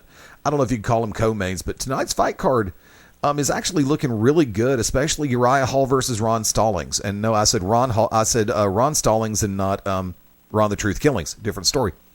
But Getting ready to go for it all, and want to remind everybody that WrestleRage Radio with Smarkrage and Stan kicks off, if you're listening on the live side, in about 55 minutes from right now. The Midnight Black Mass with Reverend Dan Wilson kicks off at 10 o'clock p.m. Central Time. Once again, that is if you're listening on the live side on this 18th day of January. And be sure to keep your eyes open on the media page at beyondringside.com, because links to complete broadcasts and recent interviews are all up there. And I'm still trying to go back in the archives and pick up some of the older stuff that we had lost out with when we had to transfer companies. So I'm sorry about that, kids, because there's some of the stuff that took place over on Blog Talk Radio that I still have not loaded into our full feed yet. And hopefully, as time permits, if those are up there, and to everybody that's currently using Blog Talk Radio, I'm sorry. I really am. We may actually start simulcasting again on Blog Talk Radio in the future, but as far as it goes right now, we're pretty damn happy using our own servers. And, a couple of things I'm going to bring out real quick. There was talk during the mid part of 2014, and MaBo, this one's directly on you. You had made a reference to wanting to start concentrating on either doing your own kind of like solo effort or picking up another show. Or are you still considering that notion as time goes on? Something like that. Well, I also got very encouraging news from the voice Ted Guinness, and coming on board in the month of March to Beyond Ringside Sports Radio. Sorry, I got hiccups from after dinner. I need to go back and get another 7-Up or a Sprite, whichever doesn't kill me first. The voice Ted Guinness is going to be joining us full scale in the month, or starting in March of 2015. With a brand new show coming up a little bit later on in the week. I believe it's going to be Thursday after Cause and Effect, so we'll get everybody up to speed on that as time gets closer. But so you never know what's going to happen around here. It's why I love it. And I have extended invitations to a couple of different other shows that most of us on this network know of and appreciate. And if they decide to go ahead and come on board with us, like I said, give them a new opportunity and a new venue. Because there's people that haven't heard of us. Gee, what a surprise. I know that. Just like I know that there's people who don't know about some other quality products that are out there. And if we can get, a couple more shows on the Beyond Ringside Rotator, I'd be more than happy to have them on board. Be a cool thing in my book. Matter of fact, let's bring that up for a hot second. There were a couple of shows that you used to pay attention to on a regular basis, Mark. Do you remember which ones those were? What do you mean? Couple of different internet wrestling radio shows or podcasts. Do you remember the ones that you used to listen to on a regular basis? Yeah. Okay, took a minute. Are they still out there? Yeah. Okay. Do you want to kind of mention them or just? Well, I don't listen to them anymore. Oh, okay. I thought you were, because there was one that you said that if you appreciated the work of the host so much that if you ever did get a chance to do that, you would probably be going in their style. And I was trying to remember who that was, and I didn't know if you wanted to give them credit all over again, because I think we had them here on the show before. No. Okay, never mind. No, I think I kind of know what you're talking about, but not really. Okay. But no, I mean, there was a show that I used to listen to, and I don't want to bring it up because apparently the two original hosts had a falling out, and there was actually about the time I left is when they had the falling out, and so I don't really know what happened. Okay. 100%. But I know the show continued on with one of the hosts and someone else. I mean, no, back in the day I used to listen to it. It was a great show, and both of them really were really good hosts. But one in particular, he definitely said what was on his mind. He didn't try to cater to anybody. He didn't try to pander to the mainstream audience, and that's what made him a standout. So. But I'm not gonna play favorites either way in the war. So even if I don't even know if the war's still going on, I think pretty much both sides just picked up their pieces and moved on to different endeavors. But I'm not gonna put one over the other. So right. But it was a great radio show, and the other reason why I stopped listening was I didn't want to unknowingly steal, borrow, procure any ideas or sayings or anything from them, and put it on the show, and then have people who have never heard the other show think that I came up with it and was using it solely as my own. Ah. Like the most famous one that people still credit to me today, and I'm telling you, and I've said this before, I didn't come up with it, but Heat CW. I still will say that it's not me, no matter how many times Eddie still keeps trying to give me credit for it. Well, I give you credit for the fact that you started using it here on the BR shows. Yeah, but no, that came from a different podcast, and But by the same token, there is no one person genuinely at this point that I know of that can take all the credit in the world for Heat CW, which or because I started calling it WWE CW. Well, yeah. And because I was doing it before, what was the other show that was kind of like? I think that's pretty much it, because I was calling it WWE CW because I knew. I was calling that when I had the ECW action figures and I was having them fight the WWE figures. I was calling it WWE before ECW even shut down. I was calling it WWE ECW when I was playing with my toys. And yes, I was in my early 20s. Shut up! Don't judge me. That's fine. I think you and I both still have action figures. Huh? I think we both still have action figures. Yeah, but I still play with mine. Mine are put up on a shelf. I haven't bought anything lately, but anyway. Me neither. There's been nothing really grabbing my attention, and they keep recycling older stuff, WWE does, to try to get people to start buying stuff again.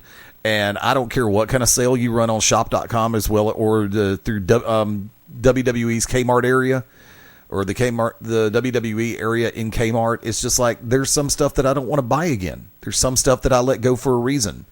Would I buy... Well, I mean, like, my goal is, like, I would like to own all the different CM Punk figures. And, I kind of started doing it back in the day with the WWE figures. Anybody that came out of OVW had a good OVW run, and then FCW. And, I started picking up some of the, NXT guys, like I had, a Bray Wyatt, Harper, and a Rowan, but I had to turn around and take them back because I needed the money. Once again, had to think like an adult. Should have made sure I had food on the table and gas in the car before I bought the toys. So, but I guarantee you, the minute like a Sami Zayn figure hits, on that. You know what I wish they would do is bring back the old WCW figures. And don't laugh when I say this. I would like to see them do, with the exception of Paul Roma, the complete lineup of the Four Horsemen. And this is where I will sit back and say, because Sting should already have a ring because he was a horseman. Yeah, but I mean, are you saying that they should also redo Yes. That Mongo should have a figure? I didn't say I'd buy it. So you're saying Mongo was a better horseman than Paul Roma? What is the answer that I'm looking for right now? Yes. And but that's like saying, well, then that means they're going to have to make a Benoit figure, and we know they're not going to make a Benoit figure. Yeah, I know that's the sad part, but I would like to say, I'd be perfectly okay with, per se, the action figure of Sting in the completely black outfit the night that they kicked him out of the Horsemen. I have no problem with the factor of Dean Malenko or Mongo McMichael, or you could have the many looks of Ric Flair. And but that's like saying there should be an Ole figure. They should. Vince is never going to make an Ole figure. Only because Ole won't kiss his ass. And that's why Vince won't make it. Of course. By the way, we've danced around all show. Go ahead. We're going to be wrapping up soon. We have not, and I'm sure you've touched upon all the other shows that I'm just not allowed to come on. But the induction of the Macho Man. I was waiting on you to bring it up. I was going to see if you did. No, we haven't really talked about it in depth. Well, there you go. Go ahead. I think I just said it all. You're the dadgum host, man. Yeah, but you have an opinion. You have a mind. And you're very entertaining, according to everybody on the internet. those. You can't believe everything you read on the internet, kids. It's on Facebook. It must be true. After that, it's on Facebook. But no, I mean, I guess, and everybody's. I'm sure everybody's heard some form of the rumor that Macho Man didn't want to go into the Hall of Fame when he was still alive, obviously, unless it was the whole Poffo family. Right. And then still, I mean, he passed away like, what, 4 years ago? 4. Yeah. So, even after that, people were like, well, he's got to go in this year. Nope. Well, he's got to go in this year. Nope. And, now it's come to light that, Lanny being the only surviving member was just like, denying, I want to, honor my brother's wishes, but now that I am the older brother, denying his fans, right, letting him in. And I thought that was really classy that, I mean, look, Leapin' Lanny, the genius, whatever you want to call him, we all know he was never going to be in the Hall of Fame. He should. I don't think the man could have even made it into the Cauliflower Alley Club. Was he entertaining? Yes. Did he have something different? Yes. Because, I mean, let's be honest. If you were growing up in the, the mid-'80s and you were at a live event and Leapin' Lanny started whipping them Frisbees out, boy, you would have stepped on your grandmother's throat just to get one of those. Yeah, most people would have. Especially the one he threw out personally with the poem taped on the other side of the Frisbee. Right. Actually, my mom actually bought me one off the thing, and I had it for many years. But, I mean, let's be honest. He was never going to make, any kind of Hall of Fame. That's my personal opinion. He never made enough waves or a big enough impact. He might have made the TNA Hall of Fame for some reason, but he would have never made, anything else. So for him to pass over his opportunity to be in the Hall of Fame so that his brother's fans, people who truly appreciated him, could get to see him inducted in the Hall of Fame, I think that speaks volumes. And I'm going to be honest, I think if Vince, I'm not going to say if Vince was any type of human being, because I'm pretty sure he's not. He's not. I don't think he is, and I'm not saying that, as if he's a soulless, soulless bastard or anything. But continue. He, he literally, I have been outside, and I mean, we all know I'm fat, so I sweat when I swim, but I have been outside in shorts and a T-shirt in the middle of August, sweating, watching everybody come in, getting pictures, autographs, whatever, and I've seen Vince McMahon walking in a suit, in a freaking suit, drinking a cup of coffee at pretty much 11:30, 12 o'clock in the middle of the day, and not a bead of sweat. Jesse Payne, former Global Championship Wrestling, star Jesse Payne, was working out the last time they were in town. Was at a gym, and it was like 3:30 in the morning, I believe. You have to get with him on social media. And he was at the gym working out before he went to work. Vince's limo pulls up. Vince gets out, goes in, and starts working out at like 2:30, 3 o'clock in the morning, knowing that he had just left an event, because that was a Smackdown. Yeah. Yeah. So knowing that Vince had just left Raw, probably, a couple hours before. So, when I say Vince McMahon, is not human, I mean that in the sense of what that man does, especially for a man his age. What that man does is not human. So, but if Vince was any type of, man, then everybody knows how, there's always the underling, what's the word I'm looking for? The undercard, maybe? Yeah. You always have your big names that go into the Hall of Fame that usually make the broadcast on USA. Then you have your ones that don't, like your blackjacks, something like that.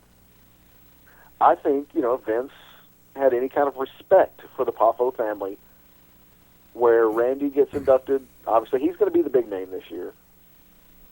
unless for some reason it happens with Taker, which I don't think it will, then I think, it would behoove Vince to do the right thing and induct at least Angelo, if not the Poffo family. I think it would be a great idea to induct the whole family. I've been in favor of that the whole time because Lanny Poffo... Go ahead. Well, I was going to say, no, I agree, but, the draw is the Macho Man. Well, of course. So, but, why not have... I mean, Hogan's going to induct him. Is Lanny going to come out there and accept the ring? Very possibly. So, but who knows? Why not, if not this year, maybe next year, at least induct Angelo. See, me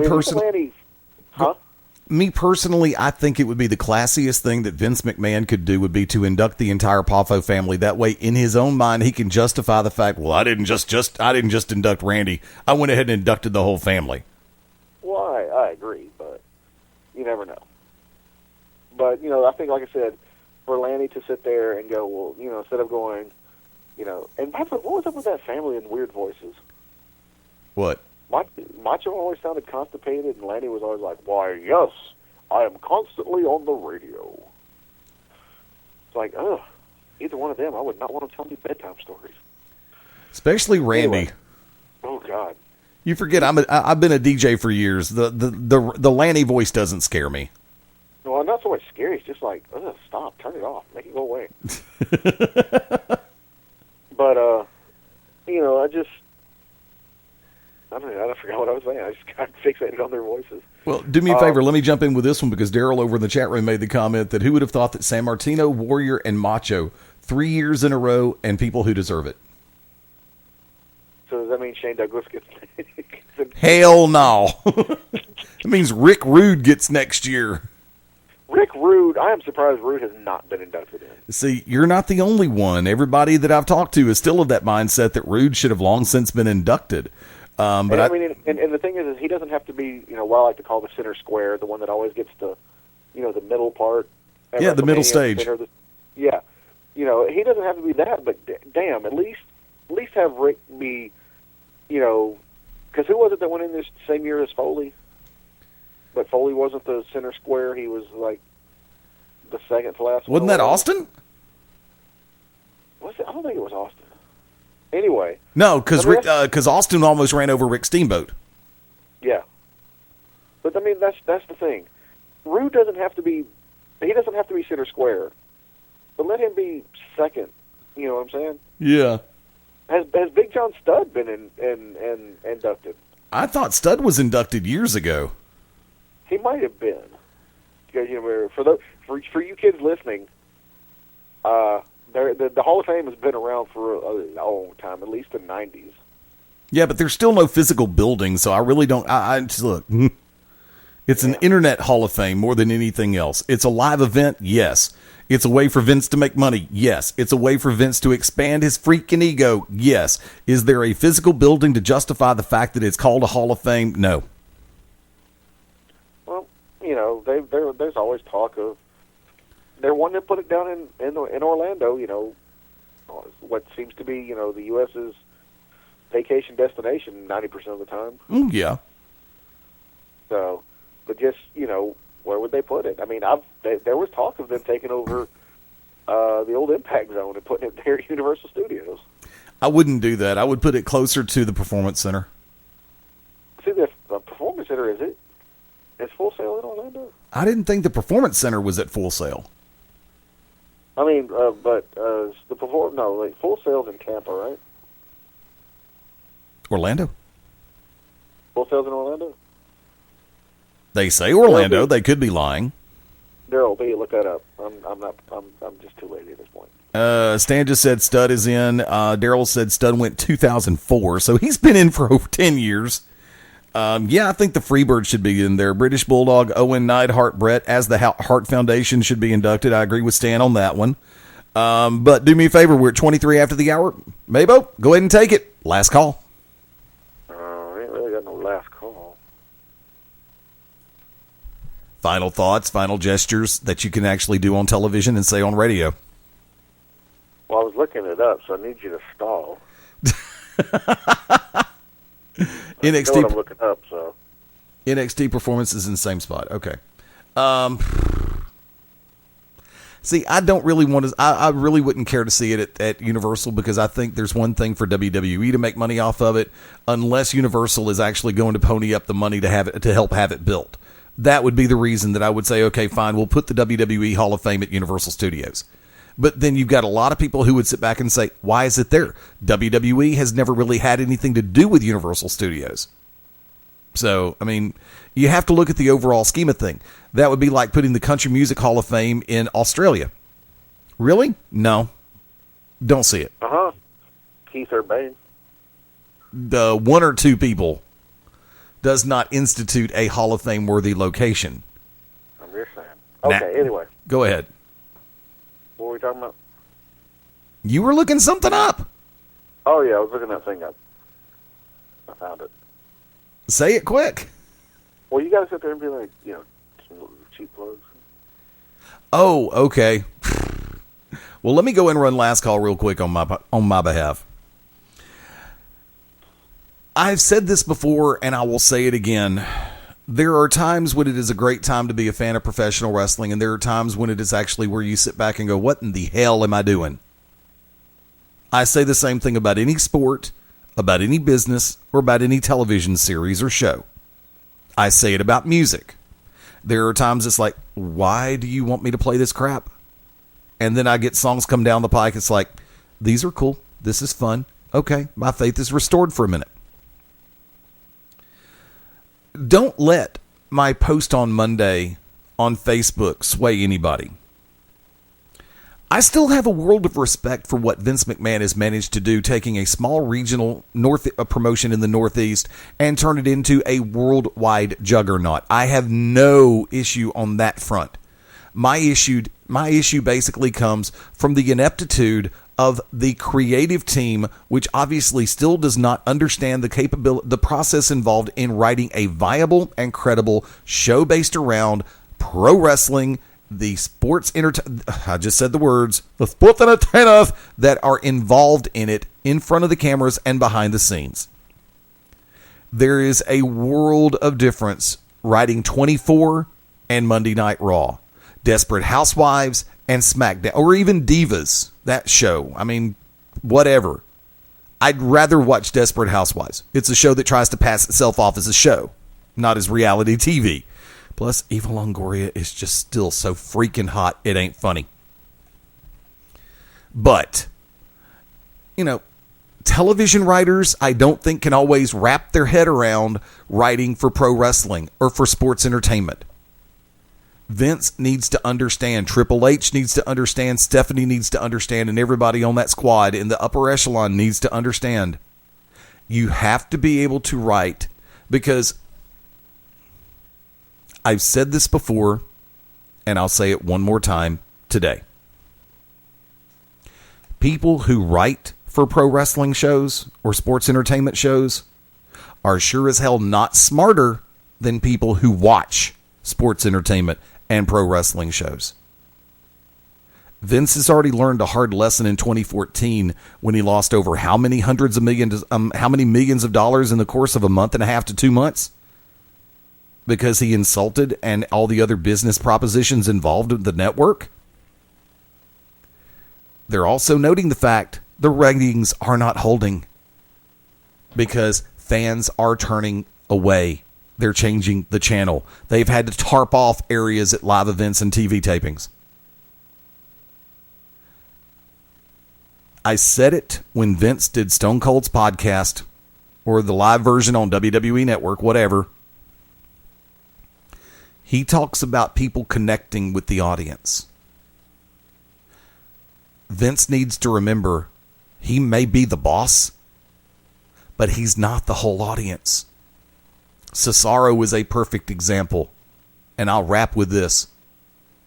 Cesaro has managed to consistently connect with the audience on all 3 different personas and character shifts that he has been given. The only person he hasn't connected with has been Vince. And in my book, that's because of short-sightedness. It is that same egocentric short-sightedness that caused me to change the channel this past Monday and Thursday for Smackdown. There comes a point where you have to remember a McMahon does not always have to be on television. The power mad authority figure doesn't always have to be on television. You can build suspense and build an ongoing plot line. You've proven you've done it before, WWE. It's time to do it one more time before you lose a ton more viewers. And yes, at this moment in time, I thank God for shows like Championship Wrestling from Hollywood, for Lucha Underground, for the return of Impact Wrestling, even though I missed it this week, and Ring of Honor especially. I appreciate those shows for what they're doing and what they're trying to do and what they're succeeding in doing. There's competition now, Vince, Hunter, Steph. It's time to take note, because even NXT is kicking your ass. And yes, that's my side of the coin. MaBo, shameless plugs. No, I was going to segue it. Go with it then. And Eddie speaks of alternatives for what goes on Monday nights, and to a more extent Thursday nights. But this coming Monday night, if you're looking for a true alternative, or should I say a raw alternative, you see what I did there? Did it did?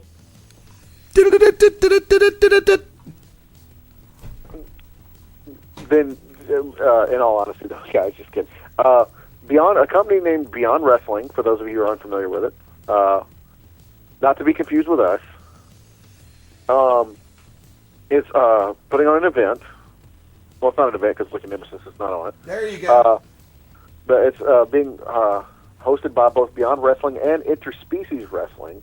It's going to be available on YouTube right now, starting at 8 p.m. Eastern, 7 p.m. Central, tomorrow night, Monday night, January 19th. It is called #RawTernative, RAWLTENRATIVE. So basically just take alternative, take the A part out and put raw. And basically what it is it's a matches, a series of matches from various independent pro wrestling groups that are out there. And what it's done is, and I'll read it to you. This is in their event, on their events page on Facebook. The purpose of #RawAlternative isn't to get fans to stop watching WWE. The purpose of #RawAlternative is to get the internet wrestling community to band together for one night to raise awareness for the mainstream alternatives. If you are unhappy with what you see on your TV every Monday night, please don't stop supporting Please don't stop supporting professional wrestling. Tune in to #RawAlternative on 1/19/15 and thrust your head. That's what it says. Sorry, immature. Be serious. Thrust yourself head first into the indie scene. We're teaming with a dozen of the most prominent independent wrestling promotions in North America to broadcast some of the best of 2014 to a worldwide audience.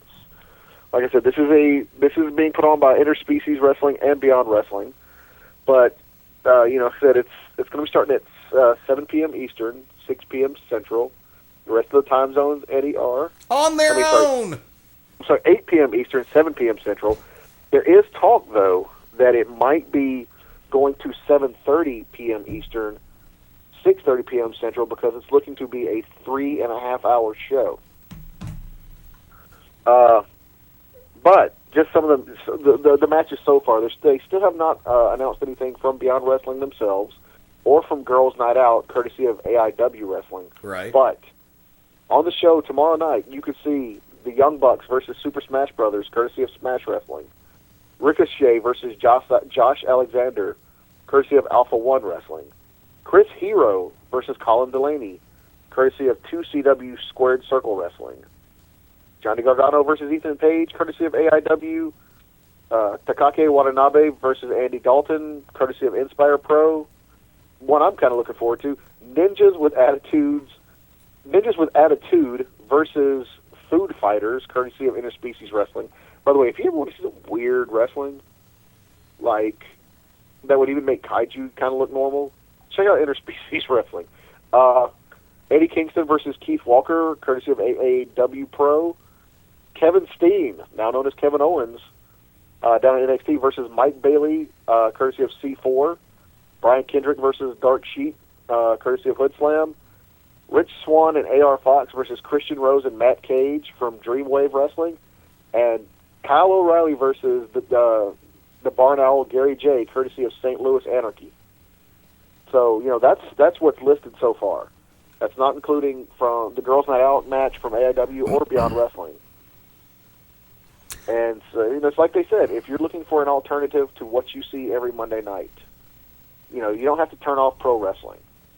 We've said it on the show, since the inception of the latest run that we've had. 7 years ago. Yeah, there's just a mass of good pro wrestling out there besides, Vince's product, TNA, or anything else. You've got just so much more, and it could be as close as a couple miles down the road from your house. You just don't know until you go out there and look. Very true. And that's what they're hoping to do with Raw Alternative, is to show people that you don't have to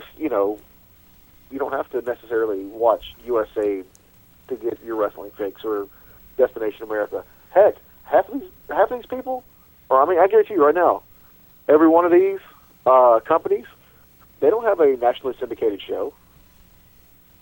If you want to see their product, you either go see them live, or you order it from companies like Smart Mark Video, or you check out their YouTube pages. Or WWN Live. Good point. So, definitely check it out. If you want to know more about the event,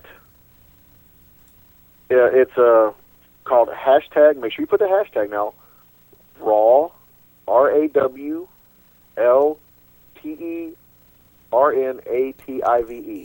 Like I said, just take alternative, take the A off, and put Raw in front.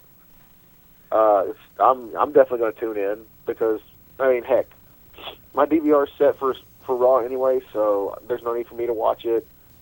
So why not watch something different for a change? So, it's going to be the capability and to catch this stuff. And, like I said, just some of the names that are being featured, the Young Bucks. Everybody, the Young Bucks from, Generation Me from TNA. Young Bucks, the IWGP Junior Heavyweight Tag Champions, if I'm not mistaken, over in Japan, members of the Bullet Club. Chris Hero, former Cassius Ohno. Oh, no! From NXT, also, Chikara fame, CZW fame, Ring of Honor fame, Johnny Gargano. Need I say more? Eddie Kingston. Need I say more? Kevin Steen. Need I say more? Brian freaking Kendrick. Everybody remembers Brian Kendrick. Need you say more? Need I say more? And then, of course, Kyle O'Reilly, one half of the ROH Tag Team Champions. Part of Red Dragon. And I've still got to say, Red Dragon still got it going, and they're still on a tear. Yeah. So, that's just ones that, people should know from, their interminglings on, network pro wrestling. But guys like Super Smash Brothers who, I've Player Uno, Player Dos, a.k.a. Stupefied. I've been following their exploits for years. Who else? What else was there? Gotta hurry. Okay, but anyway, like I said, go to there. Go if you can't find it on Facebook, on the events page, go to Beyond Wrestling. Not to be confused with Beyond Ringside, because we don't know jack squat about it. Go to Beyond Wrestling, and you should be able to follow any links from there to that page and on how to view it. It's going to be on YouTube. That's the key thing. It's going to be on YouTube. It's going to be free, F-R-E-E, free. And here's the funny part. Denver, Colorado, Drew Cordero, you still owe us an interview. Talk about he who has stood us up almost as many times as the king of old school, and I will leave it at that. MaBo, quick, you want to throw out shameless as far as social media? No. Okay, don't forget you can find tag team partner, the Oracle of Ominous, the Wicked Nemesis, at Wicked Nemesis on Twitter. You can also find the Wicked Nemesis, Enoch, Enoch, Tsarion, Tsarion, over on Facebook. From that vantage point, of course, don't forget you can find him, as well as Clyde Braddock, yours truly, Angie Travis, and the new sensation, Dropkick Steven Styles, Wednesday nights at 9 p.m. Central on the To Be Determined show. Next live broadcast will be on Wednesday, 21st of January.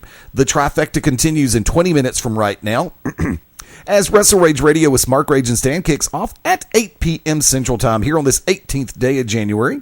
Also, the brand new edition of the Midnight Black Mass starring the Reverend Dan Wilson and his special guest, TNA superstar Gunner, will be with him on tonight's broadcast.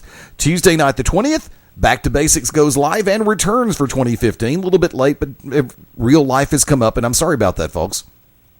Like I said, the 21st for the To Be Determined show. And, of course, on the 22nd, the return, and hopefully it'll be on air live this time, of Cosz and Effect present the Thursday Night Radio Throwdown. And on the 24th, Beyond Ringside Saturday Showcase goes for it. Yours truly, Ryan Adcock, and all the craziness of the week that was and the weekend that currently is.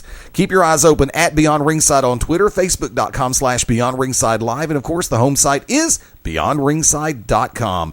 And of course, don't forget, on the replay side of life, Beyond Ringside Sports Radio does run complete replays and interviews of all programming that goes through BeyondRingside.com. You can also listen through on the replay side for Beyond Ringside branded products such as Beyond Ringside Live, Saturday Showcase, and Back to Basics Tuesday through iTunes, Podomatic, Podomatic, Stitcher, Spreaker, and the show's page of iHeartRadio and their mobile app. You can also catch everything that happens on TuneIn Radio and the TuneIn mobile app as well. Thank you for hanging out with us. WrestleRage Radio kicks off in about 18 minutes from right now for the Oracle of Ominous, the Wicked Nemesis. Thank you all for tuning in. Go out and support your local independent wrestling. Sevenfold Saints, coming to a promotion near you. And remember, never put your hands on the talent. Amen. For Mark MaBo Bowman. We need to wrap this up because I got some boogers that are killing me right now. It's okay. I got grilled pork chops waiting on me again. They're back on the grill warming up. And this is the Magic City Motor Mouth Fast Eddie Layne saying adios, das vidania, hasta luego, auf Wiedersehen, ciao, sayonara, adieu, arrivederci, farewell, abasinho, au revoir, until we meet again. Aloha means bye-bye. Join us next time as we all go Beyond Ringside. Bye for now.